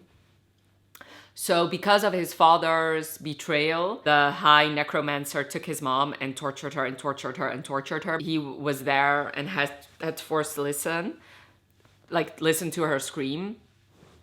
And then he got given a deal: kill Luke's father, and then we'll stop torturing your mom. So he did that, but she was so weak afterwards that just like one stress point after just was enough for her heart to give out. But that was so sad to read. Oh my God. And this is at the point where I almost cried. But I didn't actually happen, but I almost cried, okay? As you know, she tells him that she's sorry. He tells her he doesn't need her false sympathy or fake sympathy. And then she says, I'm not lying, I'm actually sorry. So she, wants to comfort him, and he allows her. And then he accepts it and sobs in her arms. And then he says, I can't, okay? I can't do this again. I can't care for somebody again. I can't take it, which obviously that is now her. She has condemned him to being somebody else that can be leveraged against him, used against him, and then probably die. That was so fucking sad. And then she actually tells him what Ylva said, which I think is a good thing. So she tells him, I had a month to make you crawl. And then he's like, well, was this a goodbye fuck then? Final payment for services rendered. So, I mean, I do agree with her, okay? So she hated the way he'd switch. One moment vulnerable and the next so bitterly cruel. Which that is Cain to a T, okay? Both of them are just like, and I kind of get it that they both of them think, you know, death is more preferable than this life. So she tells him, okay, well, I just have to prove that you'll do what I ask. Okay, if I can, they won't kill you. And then he says, okay, is that all just servitude and I'll get to continue this delightful existence of mine so long as I'm more useful alive than dead? He's resigned to die. So then he asks her, okay, so what are you gonna do then? Like, like, are you gonna whore yourself out to somebody else? Is that what he said? Oh, no. She says, okay, so maybe they'll offer me to the next spy. She makes it clear that she also really doesn't want to live any longer. And that is what makes him agree to the terms. Like, he's fine with him dying, but he just cannot abide her dying, which, stop. So he literally asks her, what do they want? Is it actually crawling? Or was there something more constructive Ylva had in mind? He says, okay, so I miscalculated. I realized just now it hadn't occurred to me that I'd made you marketable. Yeah, Crowther was right after all. The Farrens were possessive enough to eat themselves alive before they let go of anything they considered theirs. Poor baby. Afterwards, she doesn't want to go home. So she goes to like the safe house that Crowther arranged for her. And since Crowther knows she's there, he comes and then he sees how disheveled she is, that she has bruises all over her body and like blood all down her legs. And he is like, I don't know, like he seems horrified, but also I don't trust that man, okay? But it seems like he does feel a bit of sympathy for her. He ends up giving her a bit about his background. And it seems like they have similar backgrounds. And he thinks that Kane actually hurt her during sex, which that wasn't the case. I mean, it did hurt, but I mean, he didn't actually intentionally hurt her. She does make that clear. When he told his story, I was feeling a bit sympathy for him, but then... So Crowther and Helena go to meet Kane, and Kane makes Helena leave. And then she leaves, and the last thing she hears is Crowther saying to Kane that he needs to beg, which, I mean, come on, why would you do that to him? Especially since, I mean, I get that he's the reason the war started. I get that, okay? But, I mean, he has given them valuable information, okay? They wouldn't be where they were. Like, they would already be decimated if it wasn't for him. So maybe, you know, give him a bit of grace. Kane is kind of done with her. Like, he still wants her, but he doesn't want to look at her. He doesn't want to talk to her. They meet once a week. He trains her because he obviously still wants her to be safe. He doesn't want her to die. And then he gives her information. She gives him his orders. Those are some bleak chapters. Even though it breaks her heart, at least he's alive. And I think both of them feel the same way. Like, at least the other one is alive, but they're obviously not happy together. And especially he blames her, rightfully so. He feels like she manipulated him, which she kind of did. So she actually says she was a collar around Kane's neck and her job now was to bear it. There's an attack, and Lila and Soren are injured very badly. Lila more than Soren, and Luke gets taken, and they don't know where he is. 12 hours have come and gone, and there was no demands or whatever. So that is basically where this chapter leaves off. Okay, no, before I get to that, okay, so that is basically where the chapter leaves off, but switching back a bit, there's another brutal scene between Kane and Helena. Because Luke is kidnapped, she obviously needs Kane to figure out, I mean, not she, but yeah, she and the rest of the resistance needs to figure out where he is and, you know, want him to save him. So she decides that that is the perfect time to talk about their kiss. And he tells her, really? You want to discuss this now? So she asks him to look at her. He does. And then he says, you know, I used to think the circumstances of my servitude to the High Necromancer as cruel an enslavement as anyone could conceive. But I must admit, it pales beside you. At least before I could console myself that it wasn't my fault. Acceptance was the best I could do to keep my mother safe. It's different when I have no one to blame but myself. After all, I did choose you. And then, once again, just like dagger after dagger after dagger in her chest, he says, I envied your naivete, how you credited me with goodness and failed to realize that it was a setup from the very beginning. When you begged me for a chance to heal me, I gave in. When you touched me, I didn't push you away. I thought, where's the harm? It all ends soon enough. And life has been cold for such a long time. Oh my God. My poor baby. Okay, listen, if I could do anything to make his life a little bit less miserable, I would do it, honestly. So she starts crying, and even then he like wipes away her tears. Okay, and then he actually calls her out and the whole resistance. He says, "You were so obvious, but that only made it worse. Knowing you'd let me do anything to you in the hope it would save everyone else, even the people who'd sold you in the first place. At least when I sold my soul, my mother prostrated herself begging to take my place. I suppose in some regards, I'm luckier than you. After you nearly bled to death here, I thought at least I can keep her alive. She deserves to have someone who cares enough to try to keep her alive. You will do anything to save the people you feel responsible for. Of course, you'd weaponize your guilt in order to use mine. I'm sure there's something poetic in it all, but right now, all I feel is a new set of manacles. So forgive me if I dislike looking at you. I'm still adjusting to the way these new ones chafe." I'm dying, okay? This book is so fucking sad. Like, I need sunshine up my ass. Like, I need, I don't know, cookies and rainbows and kittens and puppies to make me happy after this book, okay? So the chapter actually ends with Soren wanting to rescue Luke against the orders of, like, the council, and he asks Helena to join. And actually, once again, Helena just doing anything for Luke. So Soren actually gives her permission that if he dies, that she can bring him back as a, like, to use necromancy on him to bring him back, because he wants to do anything to save Luke. So that is where that plotline comes back around, I guess. And she's like, you know what, for Luke. So I have trouble. So obviously, once again, like, when this was still a fan fiction, I could understand because I knew her relationship with the characters she was dying for, basically. But here, I know what their relationship is. But the way she's so sacrificial, in combination with me not actually having seen her be in a happy friendship with Luke, makes it difficult for me to root for Luke. I'm not gonna lie. Obviously, I don't want him to die, but I would 100% sacrifice Luke over Kane. You know, I would, but obviously that makes sense, obviously, given what the story is. But at least when it was still Manacled, I could understand why she was willing to do anything and everything for her friends, because I've read 7 books of her with those friends, you know? So yeah. But I mean, having said all that, I love this book. Like, I'm dying. Like, I am not well.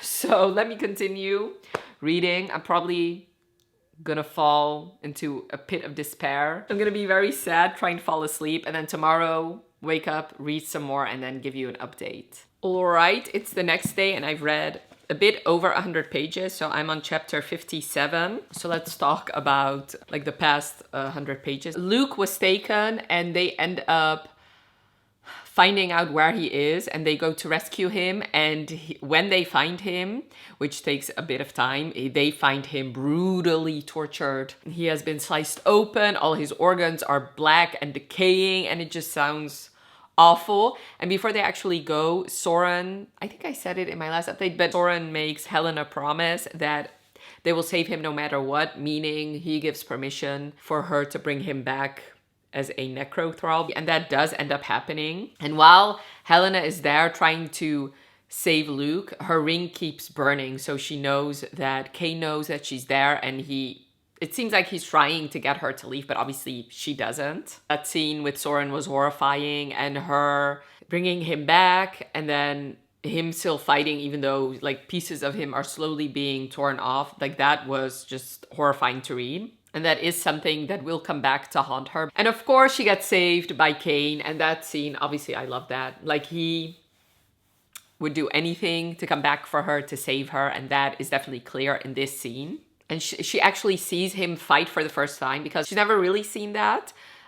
She heard about it, and obviously he's trained her, but she never actually saw him in combat, and she realizes he's even more fearsome, dangerous, strong than she thought that he was. The only person he wants to save is her, and she has to beg him to save everybody else, and of course he cannot deny her, so he does. So he ends up saving the rest. And then he starts healing her. And obviously he doesn't know how, so she has to be awake to help him heal her. She ends up actually telling him that he would be a good healer, and he tells her that that is the most ironic thing anybody has ever told him. This is also where hints are getting dropped that she is irreplaceable to him, which we already knew, obviously, but as far as like his cooperation with the resistance, she keeps saying, and in this scene as well, he's like, this was a suicide mission, and she tells him, I'm expendable, it's fine. And he hints at that she most definitely is not for him. So I know that this will come back like as a plot point. He asks her to never go on another mission. She tells him that is not his call. So he really is trying to protect her. He doesn't want her to put herself in danger, but obviously she's her own person, and this is what she's chosen. So he does say, remind Crowther that if the Eternal Flame wants my continued assistance, they will keep you alive. So that is the first time he says something like that, but he will make it even more clear than that in the future. She starts questioning whether or not he's conflating his mom with her, and that is a question she has asked and will keep asking. And he makes it clear at this moment that his mom is dead, you are not. My loyalty was those least responsible for her suffering. But if the Eternal Flame has decided that you are an affordable casualty, I will not be noble or understanding. I can exact dual revenge. I will make them pay if they get you killed. You are not expendable. You don't get to push everyone away so that they'll feel comfortable using you and letting you die, which obviously is basically what the resistance is doing. And then he actually tells her about the deal. But before he does, he once again says, you are not replaceable. You are not required to make your death convenient. You are allowed to be important to people, which obviously she didn't think she was. The reason I'm here, the reason I'm doing any of this is to keep you alive, to keep you safe. That was the deal. They didn't tell you. Once again, them keeping important stuff a secret. Luke actually accuses Helena of using necromancy on Soren when the only person who knew was like one other guy, and he kind of promised that he would not say anything. And since they still need Helena, Ylva kind of makes it so nobody kind of believes Luke, considering when he said it, he was delirious. The people at the top do know that she used necromancy. That will have consequences. First of all, for Luke, he doesn't want anything to do with her ever again. And he makes sure that Lila stays away from her too. Crowther, he hates necromancers. So the only thing she can do now is her job with Kane, and anything else. Like, she can work at the hospital, but she's not important there anymore. I didn't think her life could suck anymore, but I was wrong. And she finds that the necromancy she used does have consequences. Like, she keeps dreaming about Soren. Even though he couldn't feel, it seemed like she is feeling what his body would have been feeling if he actually was alive, which obviously is terrible pain. The only person she feels like she can turn to is Kane, of course. And he ends up taking her on this giant wolf creature with wings, which obviously is his chimera. So she tells him that she doesn't want to be alone. And he basically tells her, you know, use me. Because he feels like that is the only way he can be with her. She can use him to be less lonely. And he tells her that he's lonely too. So they kiss. They actually talk about what she's feeling. It's not always that way, but since she knew Soren and she didn't know when to let go, that is why he keeps haunting her. And it seems like he has had something happen to him too. And they do end up having sex, and it is what her first time should have been. He does end up apologizing for calling her a whore and for treating her the way he has been treating her. And there is a beautiful quote. She compares him to a star. He was glittering and ice cold from afar, but when the space was bridged, the heat of him was endless. You know, he's being very gentle and loving towards her. And once again, when she's on the verge of basically having an orgasm, he tells her, you know, you are allowed to have this. She made a vow that when she's a healer, she would be celibate. So she says, when I became a healer, I had to promise I would never. And then you said about Luke, if he knew, I can't stop thinking about that I'm a whore. So he does apologize finally. So he says, I'm sorry I ruined so much of this for you. This is how it's supposed to be. Let me give it to you now. So it does end up happening. And it seems like that does heal a bit of something in her. So that was a beautiful scene, in my opinion. Like, it was like real, it was heartbreaking, but beautiful at the same time. In the morning, she tries to get away and he tells her, okay, so it was fine. You used me. Of course, she cannot lie. And once he realizes that she does have feelings, that it was real for her, that is when a switch flipped and he felt like it was 100% okay to be like as obsessive and possessive as he could be. So that is when we are getting the "you're mine" scenes from him, which of course I just ate up. Like, I ate that shit up. She's his now, and he will do anything in his power to protect her. And she does feel like he's home for her. So yes, to me, like, I feel like this point is when it's clear that they both love each other, but obviously she still has her duties that will interfere. And he actually talks about her, or tells her about his chimera Amaris. And we find out why they are so murderous is because they are in pain all the time, because Bennett, he's using obviously different animals and to merge them together, but he doesn't care about it being anatomically correct. He just cares about it looking good. All of these chimeras are in pain all the time. When he first got her, she bit him constantly. And then he realized that he was in pain at the same time. So he would also bite people if he could. So he ends up taking away her pain, and that in turn makes her survive when all the other chimeras have not. And also it makes her unbelievably loyal to him. He finds out that his father might actually not be dead. And he also finds out what she did to save him. You know, the Stone of Heavens and stuff like that. I still don't understand all that. Once again, he wants to make her understand that the resistance has been using her and not treating her correctly. And she seems like she doesn't want to hear it. And also she tells him that he wasn't kind to her either, that he would be vulnerable and then lash out like a second after. And then once again, he apologizes for that as well. And she actually tells him, which I alluded to that, of course. She says, I used to think that we were the reverse of each other. Now I can't help feeling like we're mostly the same. And as she's referring to them both being unbelievably lonely. And she does admit that when basically she's in his arms, life is not as cold, which, you know, she deserves that. She really does. He tells her, you keep people alive, you touch them, and your instinct is to save them no matter who they are or what they've done to you. That is not a trait we share. It's far more difficult than calculating all the ways to kill someone, and it costs you more. She needs to go. He doesn't want to let her go, so she tells him, don't worry, I'm always going to come back to you. Which, girl, I don't know if that's a promise you can actually make. So Helena meets Amaris, the chimera, and she's so cute. I love her. So we find out that Sophia, the girl who died trying to save Luke, is actually Ivy's sister, and Ivy only promised to help if her sister was protected. So now Ivy is a liability. She left, but she also killed people and also used necromancy, but she's gone. And that is a plotline that I'm sure will come back. So we find out now for sure how Mora creates the Undying. Yes, they're tied to him, and he is kept alive because he's tied to the Undying, meaning if you kill the Undying, he will be weakened. But also, he has to tie other souls in order to create the Undying. So, you know, a lot of death and destruction to create one Undying. Helena really starts missing Cain whenever she's not around him. And once again, she does realize that he's the only one who cares about her because of who she is, not because of the things she can provide. So when she meets Cain again, she feels, okay, so maybe now since he was so vulnerable next time, he will lash out again, but that is not the case. It seems like now that he has finally embraced his obsession with her, his possessiveness, and he realizes that she does have feelings and they're real, now he has embraced that, and it seems like he will not be lashing out in the way he did before. And then she tells him, because Crowther has forbidden her from doing anything, she tells him that she likes foraging. It was the only time she felt free. That was so sad to read. Like, it's such a small thing, and even that is taken away from her, and she does it to also help. Like, it's not like she's foraging because she wants to just...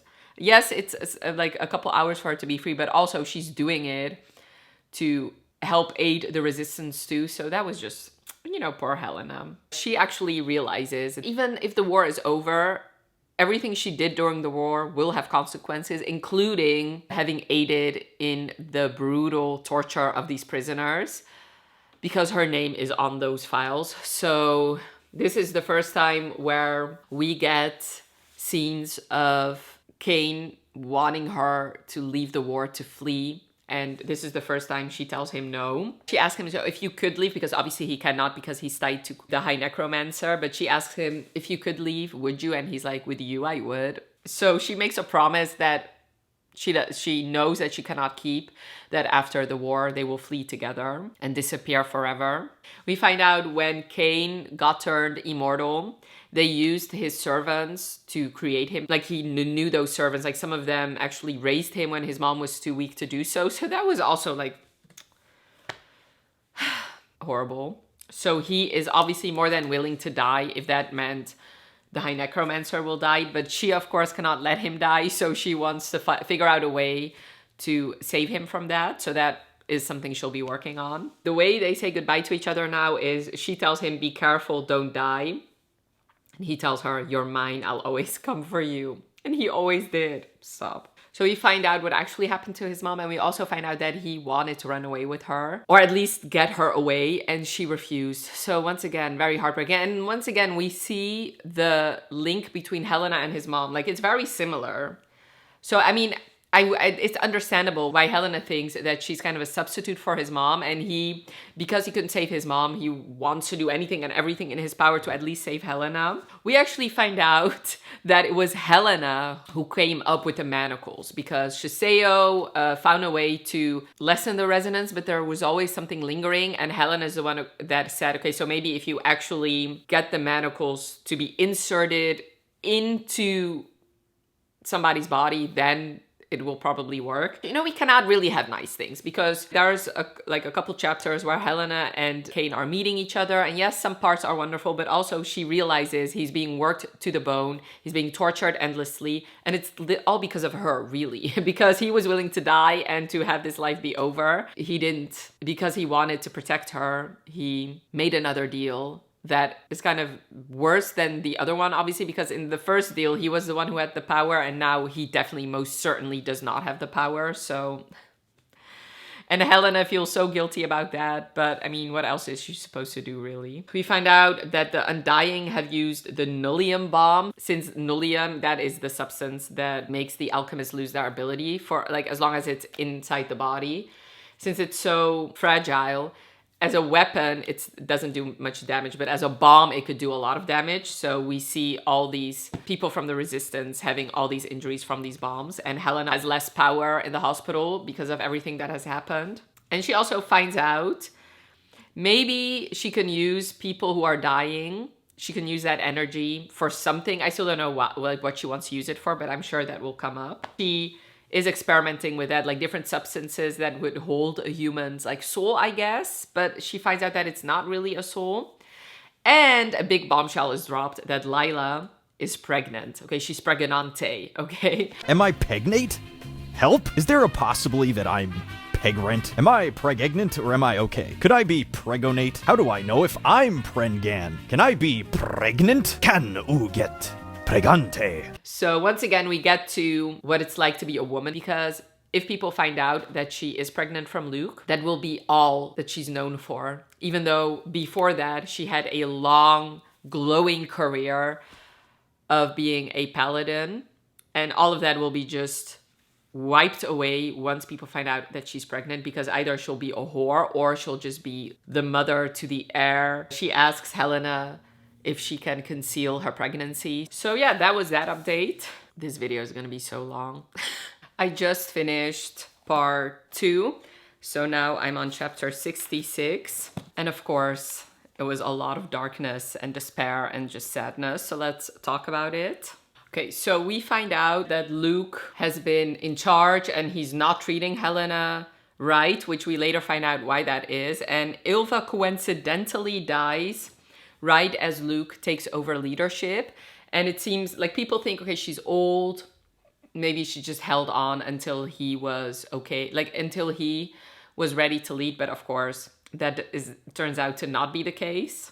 We meet the warden, who, of course, in part 1, she gets revenge on Helena by trapping her for months, which ends up with her having panic attacks, stuff like that. So her name is Mandel. So she comes back towards the end of this part. Helena almost died in an attack with this bomb that I explained earlier. Kane has to spend weeks making sure she's healed until she has her powers again and she's back to work. And the reason this actually happened is since the High Necromancer knows that there's a spy, only 3 people knew of the attack and Kane was not one of them. So he wasn't there on time to either prevent it or save her earlier. And then we get the iconic demand from him.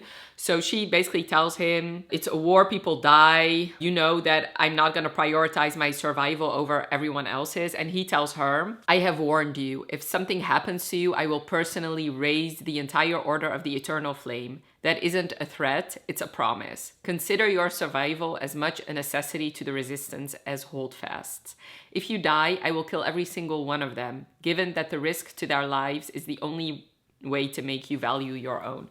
Which kind of makes him a threat now, obviously, and she's actually debating whether or not she should kill him now because she will never prioritize her own survival, as we have come to learn. He realizes what she's thinking because he knows her so well, obviously, and he tells her, you know what, you'll never forgive yourself. And then she throws back at him, yeah, well, it wouldn't be the first unforgivable thing I've done. But then she does realize, you know, Kane is her limit. So, I mean, both of them are trying to die for the other one. And I would understand. I would also die for Kane. I'm not gonna lie. And then she realizes, once again, she blames herself that she's the reason he's like this. She did this to him. They're both in an impossible situation, but he more so than her, honestly, because at any point she can choose. I mean, I get that it wouldn't be an easy choice to leave behind everybody you know and love and to flee. But I mean, that is an option for her, whereas it's not one for him. And the fact that she's there gives other people power over him that they will happily use. And we find out that he actually reanimated all the servants that were used in creating him. So one of them is Davies. I guess that's a strength to his abilities because they seem more alive and more real than other necro thralls, and also they are deteriorating when they should have been 8 years later. They end up talking about what he said about like his threat, and then he just says that he's tired, and if she actually dies, then he's done. He won't continue this, and he won't kill them. His term of service is null and void if she dies. So it's just depressing. This book is so fucking depressing.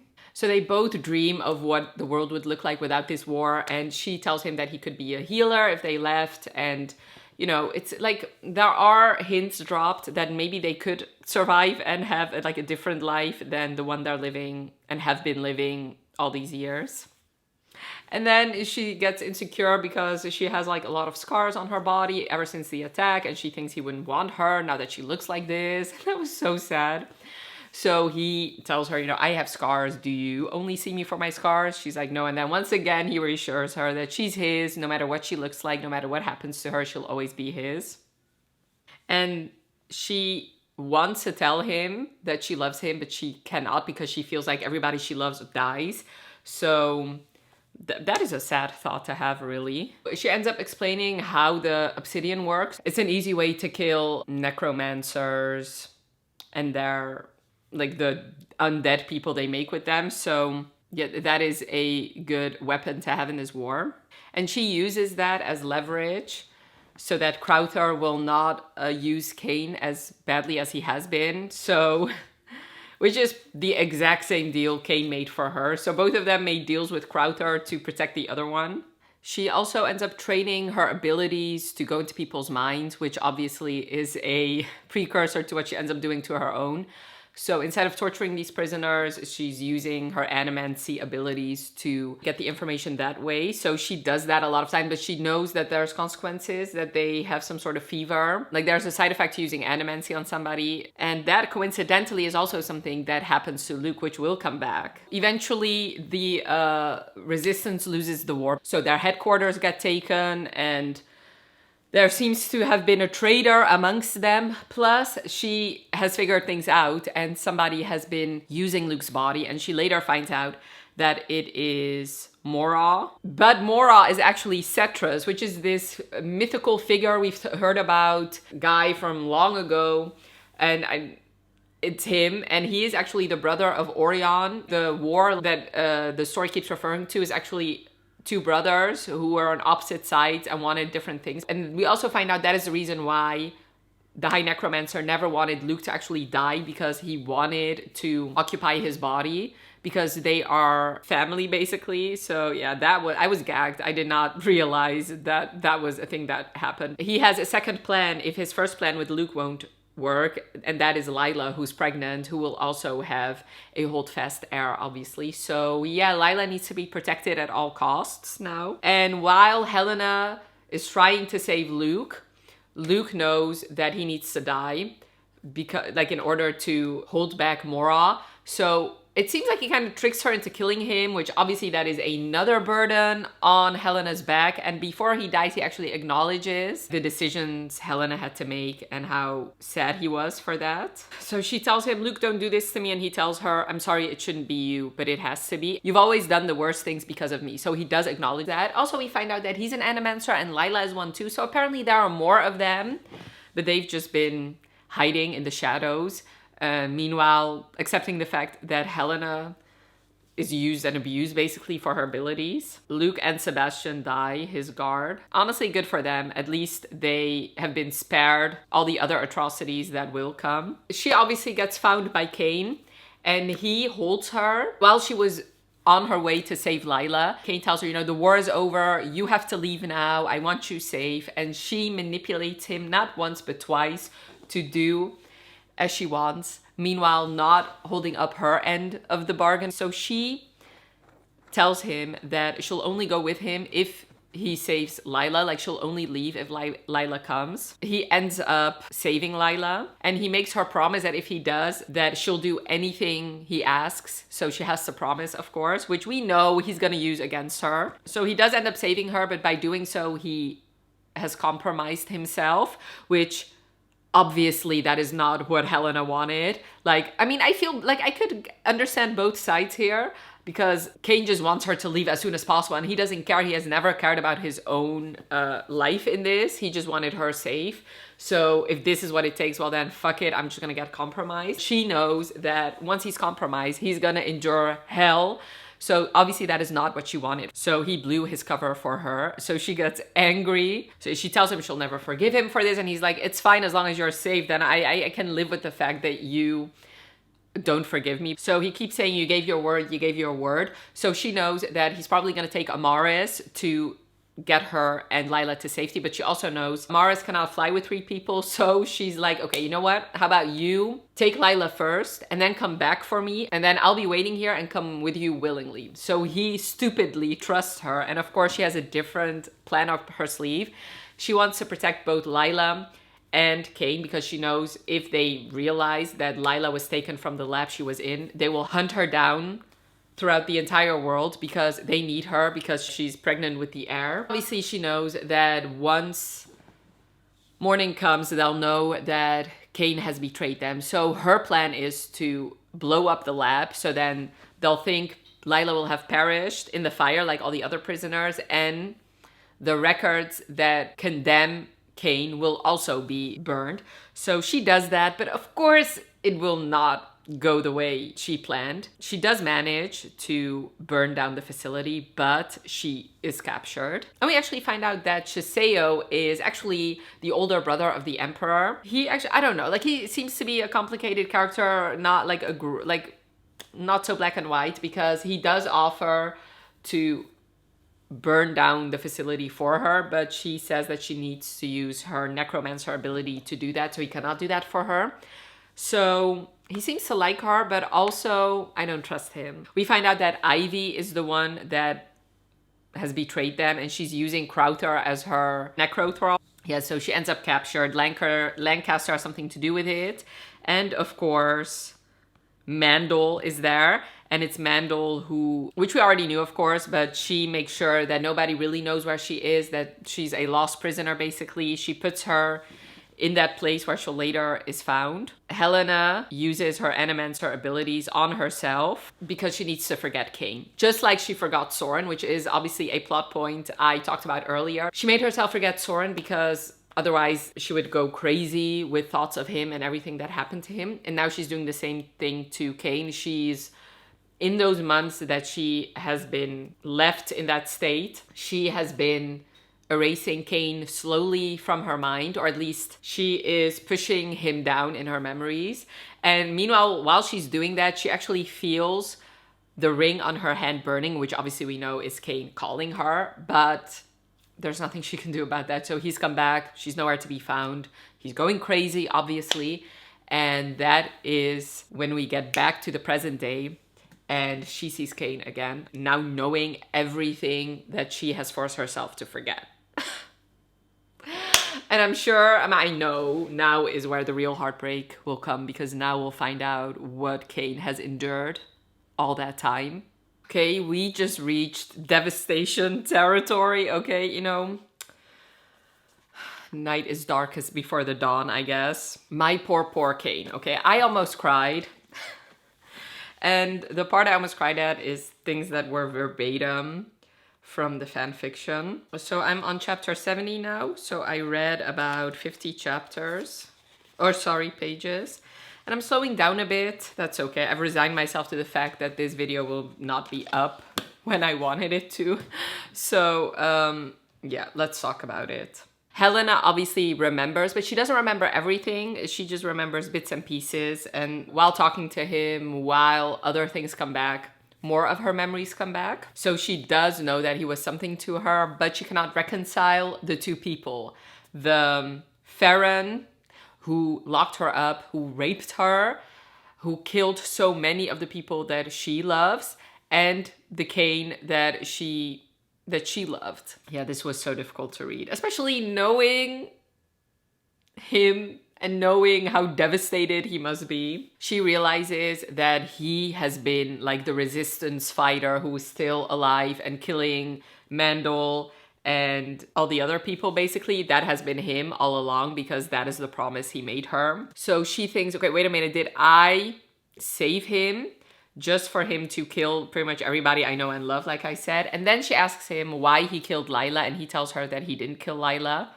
He just used some other dead girl to pretend it was Lila so they would not search for her, which was originally her idea. So he tells her that she had a baby, a boy, and that Lila hates him, which I've always had a problem with that storyline. I get it. I mean, I do. Like, he killed her dad. He killed a lot of her friends. But, I mean, at the end of the day, he did save her. And he could have not done that. We know why he did it. It's because he loves Helena. And especially knowing what that cost him.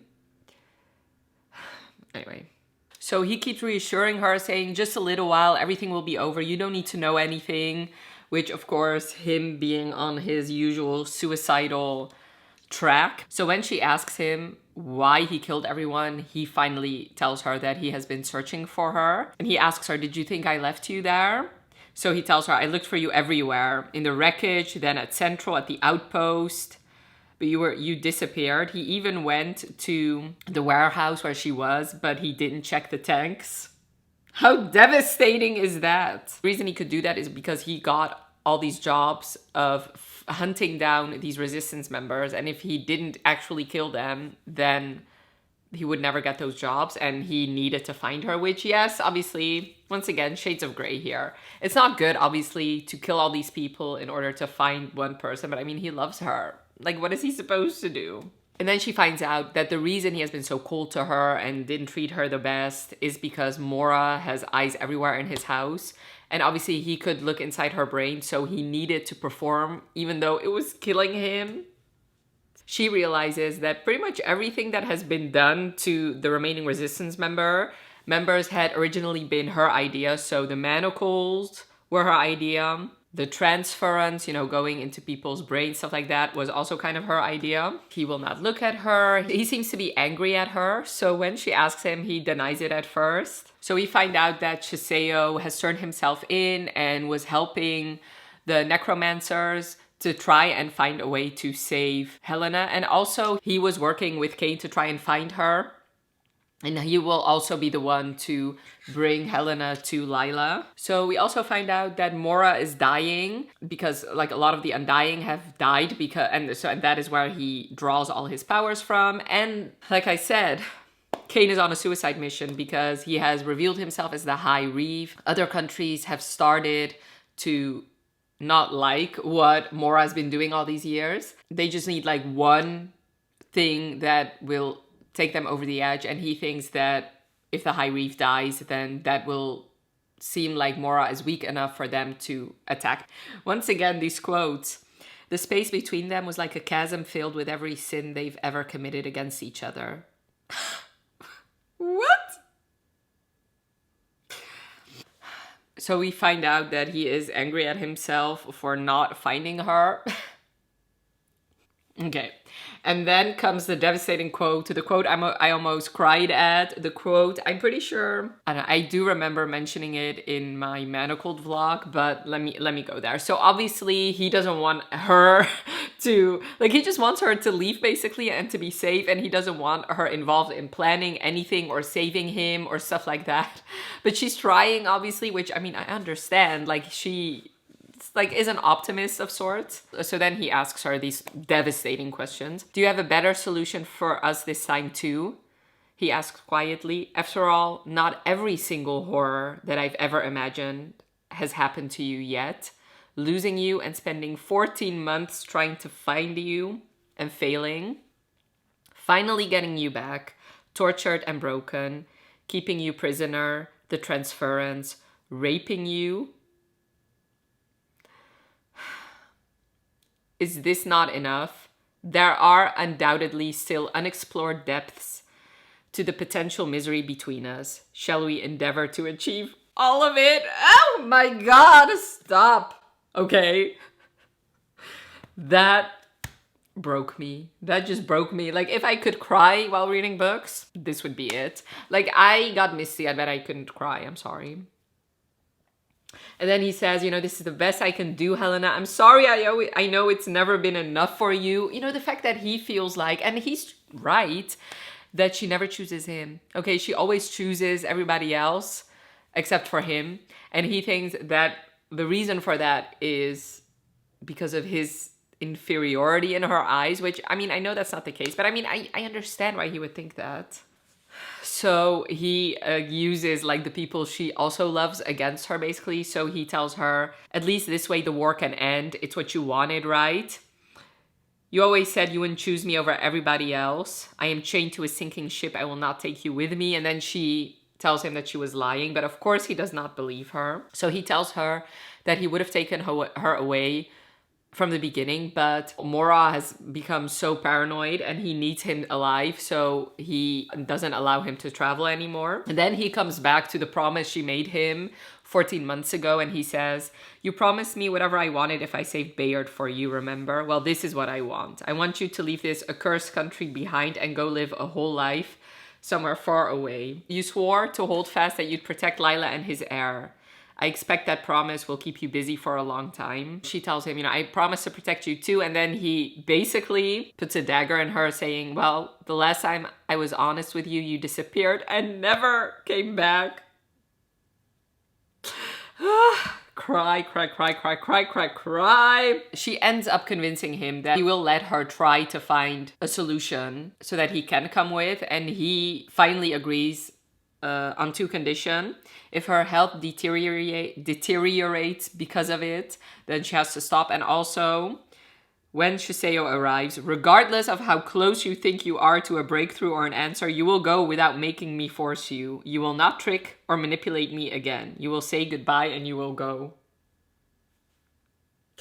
And she says, okay, but you cannot lie to me anymore. So he promises her that too. He actually tells her that the reason he doesn't heal as fast anymore is because Mora is weakened. She apologizes and he doesn't want to hear her apologies. And the reason for that is that he needs to apologize first, but he cannot manage to do so. She tells him that she would do it all again if that meant she could save him. And then, you know, she says if he'd struck her, it would have hurt less. I think if he had put his hand in her chest and ripped out her heart, that would have hurt less. Because he says, you didn't save me. You just put us in hell for 2 years.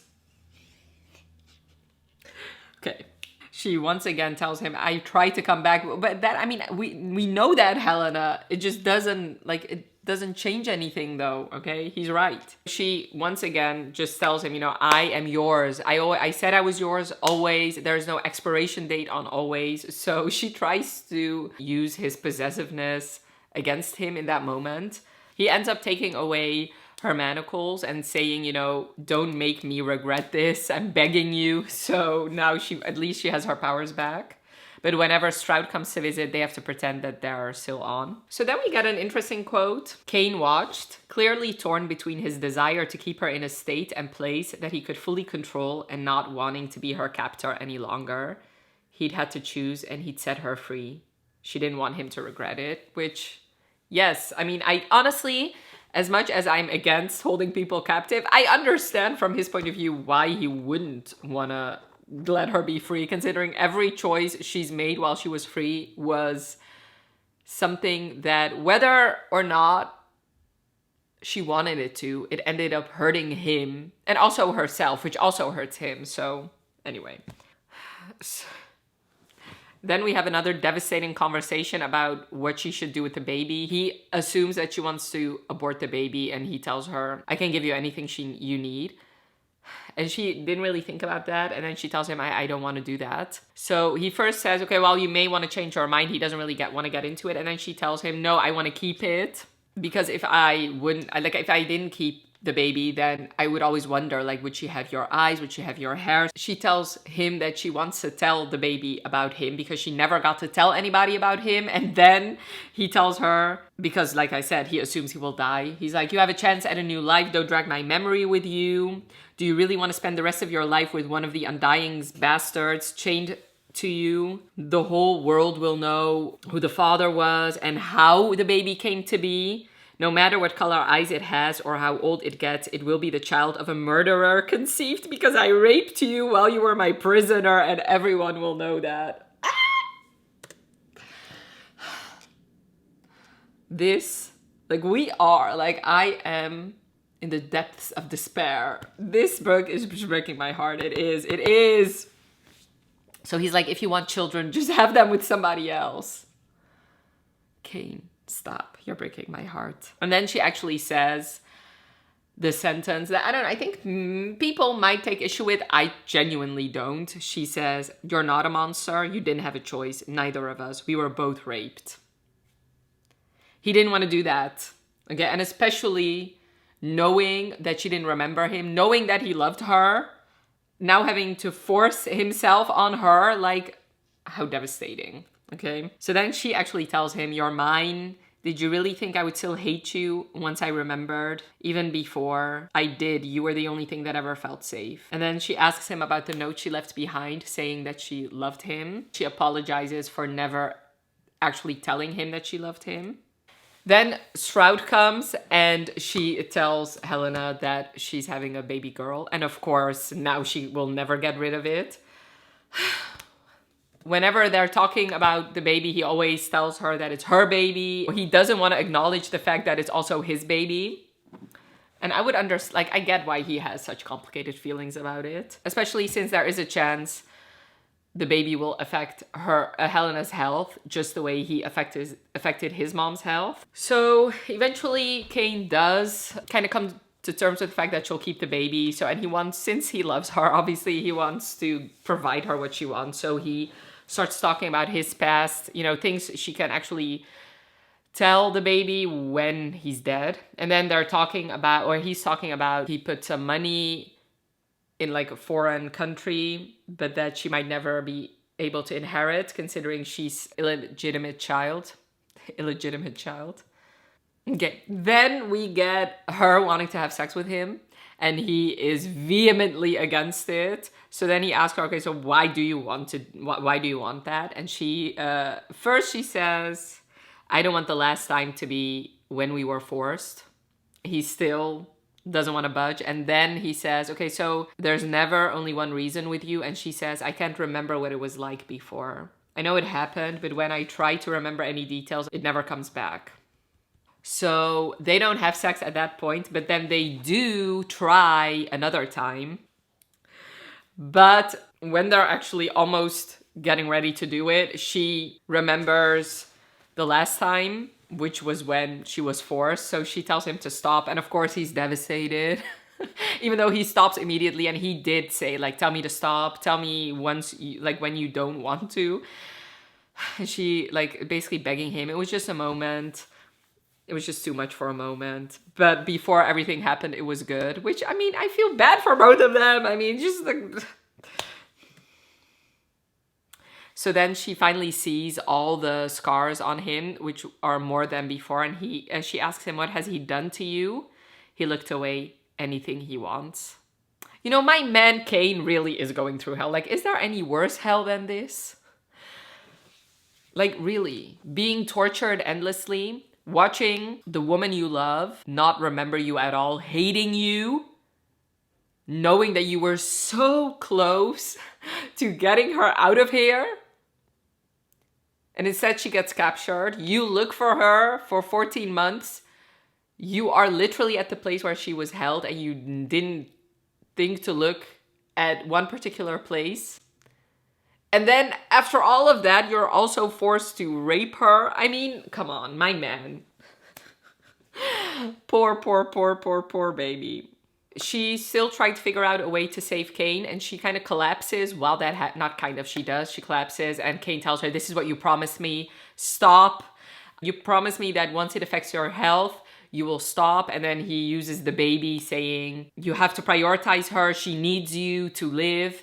And then she tells him something devastating. She says, I don't want to choose. I always have to choose, and I never get to choose you. I'm so tired of never getting to choose you.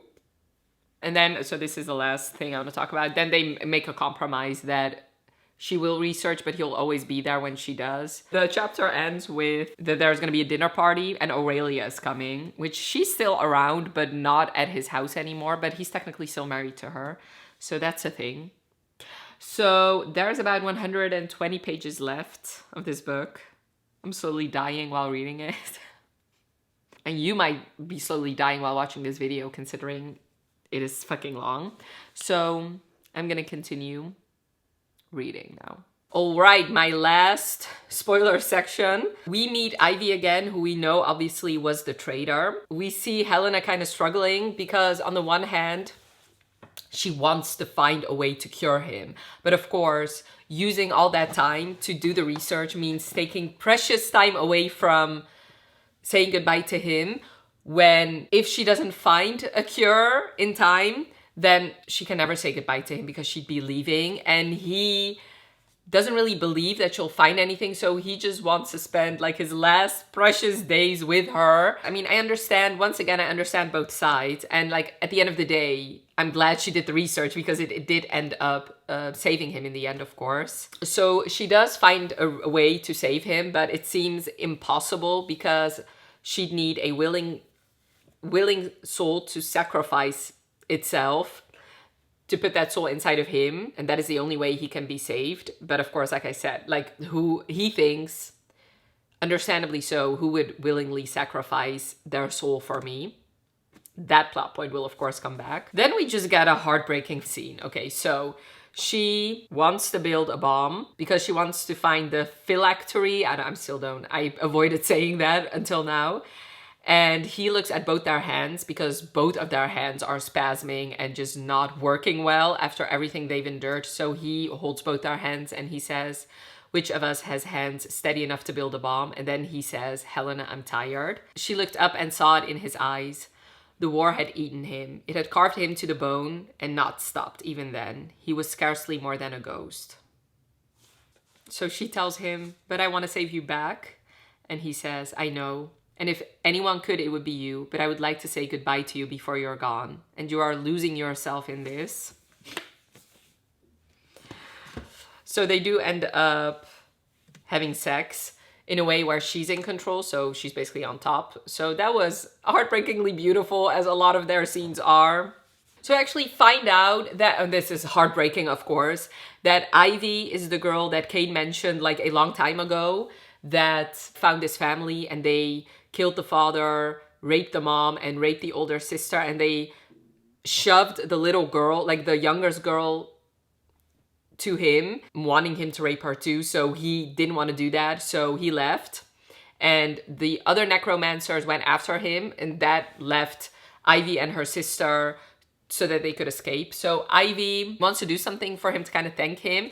At first, he doesn't want her thanks. But then Helena asks Ivy, you know, if you want to make amends, get the bone that is attached to Cain from Mora, which she thinks that is probably not gonna happen. Like, that is a mission impossible. So then we get a sweet Amaris scene, reunion between her and Amaris. And then we find out that she howled for half a day when Helena arrived at first. So then we get the first mention of Amaris just being left behind after everything she did. So he obviously is still thinking that Helena will leave with Shiseo. So he tells her, you have to leave Amaris behind at one point because she's the only surviving chimera. So anywhere she goes, probably people will recognize her because there's nothing like her in the world. So that will lead the necromancer straight to Helena. So she needs to leave her behind, which, stop. And then he says, so if you hear that, that sounds like I'm farting, but I'm not. It's this thing that's making noise. Then he says to Amaris, we'll go out together, won't we, old girl? Bennett's last two monsters. Stop. Aurelia dies at one point, which nobody cares about her. So then we see another scene of Helena just blaming herself for things that Cain does. She tells him, I hate it when you kill people because of me. There's so much more to you, but sometimes I feel like all I do is bring out the worst. You would never go so far if it weren't for me. You wouldn't be like this. I did this to you. And then she says, I used to have so many dreams for us. When I'd worry about you, when I do things I didn't want to do, when the war felt so heavy that I was sure I'd break under it, I tell myself, someday you're going to run away with him, somewhere quiet. You won't ask for much, just you and him, and that will be enough. That was what I wanted. It was my whole dream, to see what we could be away from the war. I thought it would all be worth it for that. So then we find out Shiseo has been killed. So now there goes Cain's plan. And technically it was his plan all along, but it just came too soon. Like, the other countries killed Shiseo too soon. Like, now the next war almost starts and Helena is still in the country. She tells him, you did everything you could. I'd rather die in your arms. She's thinking that. And he tells her, you're still leaving. So now she has to go alone, pregnant and in pain most of the time. And this is basically the part where anything something happens, he basically tells her, it's almost over now. It's almost over. It's clear he's just tired. He's tired of living, of having to endure everything he has to endure, having to live with everything he's done, because there's a scene in here where he killed so many people and it's obviously affecting him. Then the High Necromancer takes out Cain's heart and does something to his spine, which means he cannot see. I don't want to dwell too much on it. It's obviously heartbreaking. Cain's father attacks Helena because he wants to find out who the last surviving member of the Eternal Flame is. And we later find out that the reason he's so hell-bent on finding out who actually is the spy is because, of course, Cain has been threatened. The High Necromancer will kill Cain if his father does not find out who actually killed her. And then she knows Cain very well, and she knows that he's a lot like his father, obviously. So she tries to use Atreus, is that how you pronounce his name? His wife against him. So she tells him about Cain. He looks like your wife, doesn't he? It's the eyes and mouth. They're so much like hers. He's all you left of her now. But every time he sees you, he hates you with your wife's eyes. And then she actually tells him the actual truth. There was a spy and I was his handler. And she tells him that Cain was the spy and he doesn't believe her. And then she finally tells him that his wife was brutally, brutally tortured for months. Of course, at first he doesn't believe her, but then he has to. And the reason he actually ends up believing her is because she uses animacy to go into his brain and make him see the memory of Cain actually telling her about his mom's torture. And then we get Atreus saying that about his wife, that she's his. You should have told me, she was mine. And Cain obviously blames Atreus for his mom, what his mom had to endure, because he tells him Yes, what a terrible curse for her that was. You told Mora after all. You never cared what rumors they spun in the city, but you told him about her, and she was everything to you, and you'd do anything for her. She was your proof of how loyal you'd be to the cause. Your most treasured possession. You loved her right into her grave. So then Ivy shows up right at the right time with the, I forget what that's called, phylactery. So she thinks, okay, so now we have a month to save you. So now you can come with me. Of course, he tells her he cannot go, okay? Because if she escapes, if they both escape, then Mora will hunt them to the ends of the world. And he just wants her to be safe. He doesn't want her to be found. He says, you cannot save me anyway because you'd need a willing soul for that. And you're not going to find one because the only person who died for me is you. His father hears, and he already knew because she went into his mind. He realizes what he can do to save his son. So at first he starts manipulating, but then he agrees that he's going to be the one that sacrifices his soul for his son. And he will do that for his wife because that is what she wanted. And also, what kind of life does he have? Like, he is forced to inhabit other bodies. So at least save your son. And then while he's still reluctant, she tells him, well, you promised we'd run away together, remember? And then he rightfully tells her, why is it that I have to keep all my promises, but you never seem to keep a single one of yours? Which, facts. So she tells him, the first promise I made to you was that I'd be yours for as long as I live. I'm keeping to that one. So she finally convinces him that they should try to save him. And that scene, obviously, like, it hurts him very much. He keeps screaming and screaming and screaming. And while she's saving him, she hurts herself, and it's like she cannot fix it. So one of her hands, like her left hand, doesn't work as well as her right hand. So she ends up fleeing with Amaris, with Cain.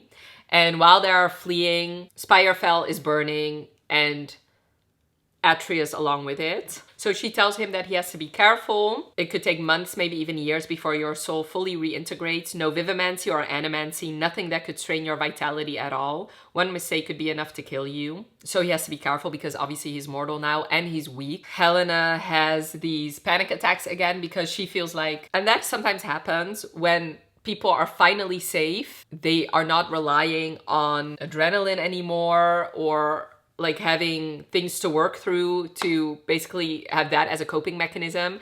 Once she's actually is in a safe place, that is when her body is like reacting, thinking that nothing good can last, and that gives her panic attacks. So yes, they are working through their HEA, but it's nothing perfect because how can it be after everything they've endured and everything they had to sacrifice? Cry. That is so sad. So then they talk about how both of them basically have been sacrificing for the other one. So he ends up peeling her back and she doesn't want him to do that, obviously, because it might actually kill him. So he tells her, Helena, look at you. You've broken yourself into pieces over and over because of me. And you don't seem to understand that it kills me. Living is not worth it to me if you're the one who keeps paying the price for it. Let me fix what I can. And she tells him, we have to stop hurting ourselves for each other, both of us. We're not gonna last if this is the only way we know how to love. That has been pretty much the only way they've loved each other. And then we finally get the Lila reunion. So Lila is obviously very happy to see Helena, but not so happy to see Cain. Eventually, Helena tells her, if you hurt him, I will never forgive you. Lila tells her, you could do so much better. And Helena tells her, no, he's what I need. And he's what it took to save you. So she kind of has to keep reminding Lila that she would not be here, that she would not be alive, that her son would not be alive if not for Cain. So obviously it's a complicated situation because Cain is also the reason that like technically her father-in-law died and all her, like a lot of her friends died, but also, yeah, he did save you. And she gets to meet, and she finally meets Apollo and she's his godmother. Eventually she puts Lila in her place saying, running away together was our plan. I only added you because it was Luke who asked me to make sure you and Paul were safe, which Paul, I don't like that nickname, but anyway. So like it was always gonna be Cain. And now we finally see her choose him over and over and over again, when in the past, during the grips of war, she constantly kept picking everybody else over him. So I do like the fact that she finally chooses him, and it's clear in the fact that she will choose him. And she does end up lying about what happened to Lucian to kind of spare Lila. So then we get, once again, another scene of Cain debating whether or not he should kill Amaris this time. So he tells her, I should put her down. It would be kindest. She won't understand if I leave her behind. So Helena, of course, tells him, I don't think it's fair not to give her a chance. Eventually, he ends up telling her, someday your mercy is going to have consequences. So he does spare Amaris, which obviously I love that. They end up going to Etrus, if that's how you pronounce that. And she finally sees people that look like her, which of course she never had that before. I mean, she did, but it has been a long time. And they find out that the war has started again. And now it's countries fighting Palladia. One second. So they finally get to their final destination, and it's a house that Cain has designed specifically for Helena. So there's this room filled with books with like a tiny bed in it for her. So once again, she has a panic attack because once again, she thinks this just cannot last. Her life was a perpetual countdown to disasters that she always failed to see coming. He finds her, of course, so she asks him, I thought I would be glad to get here, but what if they catch us? What if someone finds us because we've stopped running? He asks her, do you want to keep running? And of course she cannot because she's exhausted too. And then he asks her if she likes the house. So he tells her, which once again, this is like, I just love the way he loves her, I do. He says that he just sent things along as he thought of something that she would like. And he did that even though he wasn't sure if she was still alive. My poor baby. So she's having these panic attacks, and he reacts by constantly being vigilant, on guard, being a soldier. So she also kind of calls him out on that because he tells her we are safe, and she tells him, are we safe? Do we need to worry? Because it seems like you do. He can only sleep when Helena is near him. But when he does sleep, he's just so exhausted from everything that happened that he basically sleeps for like 2 weeks. But he like instantly wakes up once she's out of bed. So then we get this conversation with Lila, and she once again tries to convince Helena that she should leave Cain. So Helena obviously defends Cain. And then Lila says something interesting. You shouldn't have to spend the rest of your life trapped by all the promises that people force you to make. And she's not just talking about Cain here, she's talking about her as well. Because obviously Luke kind of forced her to make that promise to protect Lila and his kid. And of course, Cain hears all of that. So she tells him, do you really think I went to all that trouble of saving you just because of an old promise? That's not fair. You said that I'm the worst promise keeper you've ever met. You can't have it both ways, you know. So she once again reiterates, always. We said always, didn't we? Well, if you don't want that promise in full any longer, I'll give it to you in increments. Every day I'll choose you. That way you'll know it's still what I want. And I'm glad that she's the one that has to convince him that she still wants him. Because in the past, she never chose him. And now she basically tells him that I'll choose you every single day. And, you know, that's really what he deserves. The papers have spun it that Cain, his wife Aurelia, and his dad died. And the killer was Ivy. And the reason they think it's her is because she committed suicide close by because Cain gave her that knife. And even though she was part of the Undying, her family had ties with the Eternal Flame. So they believe that she was the assassin during the last year, which that obviously clears Cain from that. Helena and Cain just don't, like, they just want to be forgotten, basically. Obviously, the High Reeve will never be forgotten. And then Amaris comes back, and that scene was so heartwarming. And so, I mean, I just wanted to cry. I didn't, but I wanted to. So she sees him, and she drops to her belly and crawls across the ground to him.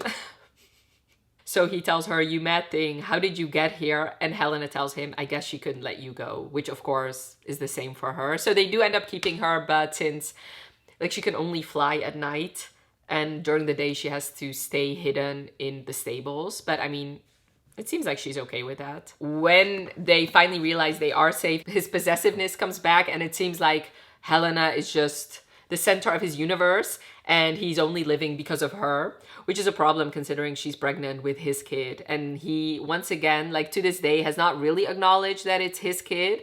The only thing he does is use the baby to get Helena to do what he wants. So he's saying things like, so he's reminding her their daughter needed to breathe and that she had to keep herself safe for their daughter. And then she finally has a conversation with him that he has to care about her. because he shouldn't be like his own father and that he has to choose the care. And she thinks, you know, maybe I'll still die giving birth to her, so you have to take care of her, you have to love her for me. Then he promises her that he will. So then she gives birth to her baby girl, and she tells him that she has his eyes, but he, of course, we cannot never have nice things. He is keeping himself at a distance. And Helena reminds him, you know, she's your daughter. And he tells her, yes, I know. I remember how it happened. Which, of course, he's thinking about him raping her. So he wants to leave, and she tells him that she wants him to stay. She tells him, we didn't have any choice. We didn't have any choice. You didn't. But that's over now. We said we'd start over when we ran away. That's what we're doing now. She's never going to know that world. She's not gonna hurt you, and you're not gonna hurt her. He tells her, killing is the only thing I've ever done well.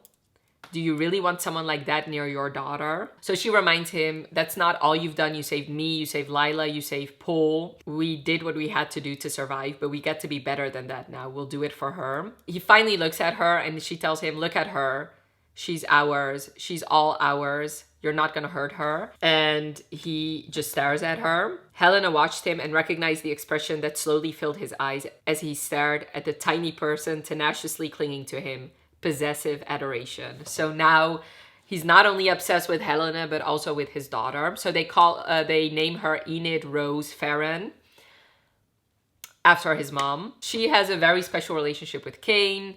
He just talks to Enid more than he talks to anybody else. They go on walks together, and he basically just talks and talks and talks to her. And we find out her special relationship with Apollo. So they grow very close. They become the bestest of friends. Once the country is liberated, Helena finds out all the atrocities that were left behind. Like citizens so starved, they were mistaken for necrothralls. They find out everything, like all the atrocious things that happened. But Moro was not among the casualties. Somehow he remained alive in the caves. That thing will not die. It remained alive in the caves beneath the Institute. And the Liberation Front just left him there. Trials were expected to begin soon. There's geopolitical things that happen that are very similar to our world. The countries surrounding Palladia want to pretend that they did not know what was happening, but some things they just could not deny. So they are kind of manipulating things to make it seem like it was not as bad as it actually was. And Lila cannot abide by that. So once her son is a bit older, still a child, she wants to go back. She wants to kill Moro, and she wants to make sure that no one ever forgets about the resistance and what actually happened. So she asks Helena to take care of Apollo for her. Cain trains Lila, and he's pretty ruthless.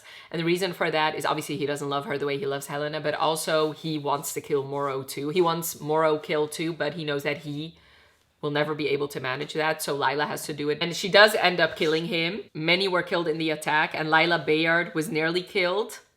The general leading the attack ordered that everyone fall back, but Lila had refused. She went on alone. And newspapers across the country featured a photo of Lila Bayard emerging from the rubble of the Alchemy Tower, helmet gone, face filthy, her armor streaked with blood. The brutal scar across her face was starkly visible, sharpening the look of cold triumph as she dragged the remains of Moro's mutilated and rotting corpse behind her.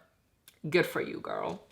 Lila was offered all sorts of ceremonial roles, but she refused them. She had not come back to rule. She wanted those lost remembered, and she wanted the tragedy of the war confronted, not buried, so that it could not happen again. Famous last words. Enid and Paul become closer than they already are, and Cain is terrified because he knows who her father is, and that she can obviously get obsessive, which it seems like she already is. After a year and a half, Lila returns, and she wants to take Apollo with her, but he will not be Principate, for there will be no more Principate after, and this is very sad, after the world has seen Lucian Holdfast grovel at Moro's feet and beg for immortality. The mythos surrounding the Holdfast and the idea of a lineage of divinity has been irrevocably shattered. But he will go back as a Holdfast, and that name still is important for the country. Lila wants Helena to come, and Helena tells her, do I leave Enid here or take her with me while I try to clear Kane's name? And Lila tells her, you can't clear his name. It'll never happen. I know you think he's a tragic hero with no choice, but he's done the most terrible things. So she says, you know, people still talk about Morrow. They make jokes about him. But do you know who no one ever jokes about? The High Reeve. People look sick at the mere mention of him. He was involved in everything. There was nothing that happened in that regime that Kane didn't know about. And Helena, of course, defends him, saying, that's the thing about being a spy and destabilizing a regime. You have to know about things. How else did you expect him to do it? There's no version of me that survived this war without Kane. And she doesn't want to go back to Palladia because she feels like that country killed him just as much as Morrow did. And she's referring to Luke at this point. So she tells him, I know you love him, I know he loves you, but he's cold to anybody else but you and Enid. And I have to counter that with, I'm sure he isn't cold to Apollo, but I mean, I'm not sure. And Helena says, I know what he's like. It's the reason you and I are alive. And then she ends with a brutal statement. Love isn't as pretty or pure as people like to think. There's a darkness in it sometimes. Kane and I go hand in hand. I made him who he is. I knew what that array meant when I saved him. If he's a monster, then I'm his creator. So of course, when Enid realizes that Apollo will be taken away, she's hysterical. And she utters the words, he is mine. He's my best friend. You can't take him away. She's inconsolable. Apollo kind of calms her down. He has a dog that he has to leave behind, and he gives her a clear task that calms her down, saying he needs her to take care of his dog. He cannot take him with, and that calms her down. And then we go forward 4 years, and it's sad. Like I said, like even though they're safe, there is still darkness to the life they created. Enid has lost most of her playfulness. She doesn't have any friends because she has to keep a lot of secrets. She cannot say anything about alchemy. She cannot use her parents' real names. She cannot say where Paul and Lila have gone. So it stresses her out, and it's just better for her to not get close to people again. And they do see Apollo and Lila 2 weeks of the year, but of course, I mean, that's just not enough. Helena gets angry at Kane for hunting down Stroud and killing her. And obviously she's afraid that that would kill him, but also it would risk exposure. But then she does tell him that she is grateful that she's dead. So once again, like very mixed feelings. And then we get an epilogue, I don't know, 10 years later, I guess. Let me see, is that true? Yeah. Enid has finally gone to Palladia. She meets Lila and Apollo again, and she finds out, you know, what this country now looks like. But also she ends up reading about her parents, which she knows that there's not going to be, well, about her father, there's nothing good ever written about him. And her mom has just been lost to history, even though she knows that her mom did things that should be remembered.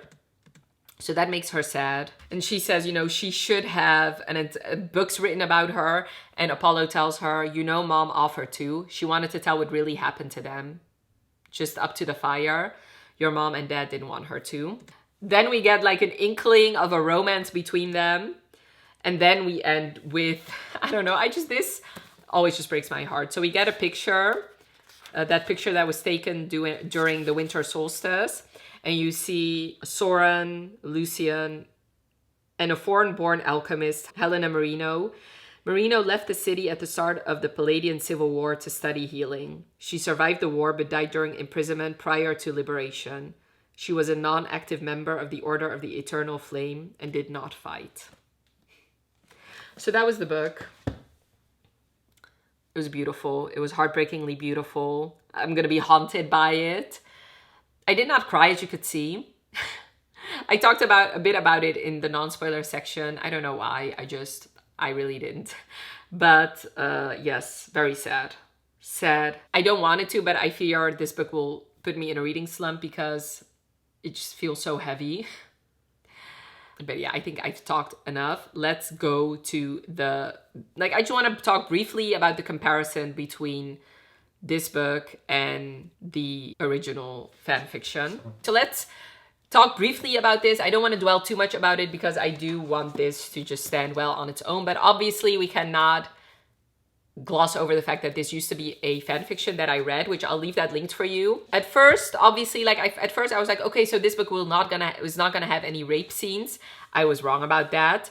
But first of all, it doesn't have as many because like a big chunk of part 1 is her being sterile. So I'm not condoning it at all, but there are 3 only until like towards the latter half of that first part. Am I glad it happened? No, because obviously I don't like anybody being raped, but it does set up, like I get why she kept it in there because first of all, it is an interesting conversation to have because obviously she does mention, you know, we were both raped. So that is obviously an atrocity committed upon both of them. And also it did create their daughter, who is a big part of basically the aftermath. I get that she could still get pregnant without him actually having to rape her, but I don't know. Like I feel like I mean, I would have been fine if she left it out, but I'm okay with it being in there. I understand if people hate the fact that it's in there, I get that. And I did say it in the spoiler sections, but I didn't find Farron to be that cruel to her, not like Draco in Manacled. Like in Manacled, I was like, how is this ever gonna be an HEA? And I'm not sure if it didn't feel as cruel because I already knew that he was in love with her because I had read Manacled, but I have a feeling that if I had not read Manacled, I still wouldn't find Farron to be as cruel as I found Draco in Manacled. And probably one of the reasons for that is because there were fewer rape scenes in there. Most of all the romantic scenes are the same, so really change a lot about the romantic scenes, the relationship development. Most of the things she changed was obviously like having to do with the magic system and the characters, but even the characters were pretty similar to the ones that she drew inspiration from. And the one thing, and I mentioned it in the non-spoiler section, but yes, I cared about Luke because Helena cared about him, but I didn't care about him for like as his own character. And that is because I didn't feel like I knew him and I didn't feel like I really knew the friendship between Luke and Helena. And once again, I understand because SenLinYu like needed more pages to write them like than she actually had. Like this book is already over 1,000 pages. If SenLinYu wanted to develop an actual relationship between Luke and Helena, then that would take at least 200 pages or like at least 100 pages to do that. And it was not as important to the story to solidify that relationship. So I get it. But that definitely did make some scenes a bit less heartbreaking for me. And maybe that's just me because I did see a lot of people crying, but I feel like in Manacled, the scenes where we saw Harry dying and people that we know and love tortured, like that did something to me viscerally because I knew those characters through and through. Whereas in Alchemised, that isn't the case. And that's fine, obviously, because that's true for a lot of different books that aren't fan fictions. But yeah, that is like the biggest difference for me is that there was a base caring for the characters that just weren't true in this book. And I did care about some characters. Like, for example, I cared about Chiseo for some reason. And that is because we actually saw him develop some sort of relationship with Helena. Whereas with Luke, it was something that happened off page. Like it happened years and years before and we just had to go with it basically, which is fine, obviously, like I said, but it just made it so I just didn't care too much about him. Like it didn't, like obviously I cared about him, but it didn't hurt me as much as when those like similar things happen to other characters that I love. Hopefully I'm making sense, but I'm also tired. So I'm gonna leave it here. Let me know all your thoughts about this book. And if you want to say that you were here, but you don't actually want to leave me a comment, leave me a rose and a gravestone emoji. And I hope you enjoyed this video. Thank you so much for watching. Have a wonderful rest of your day and I'll talk to you later. Bye.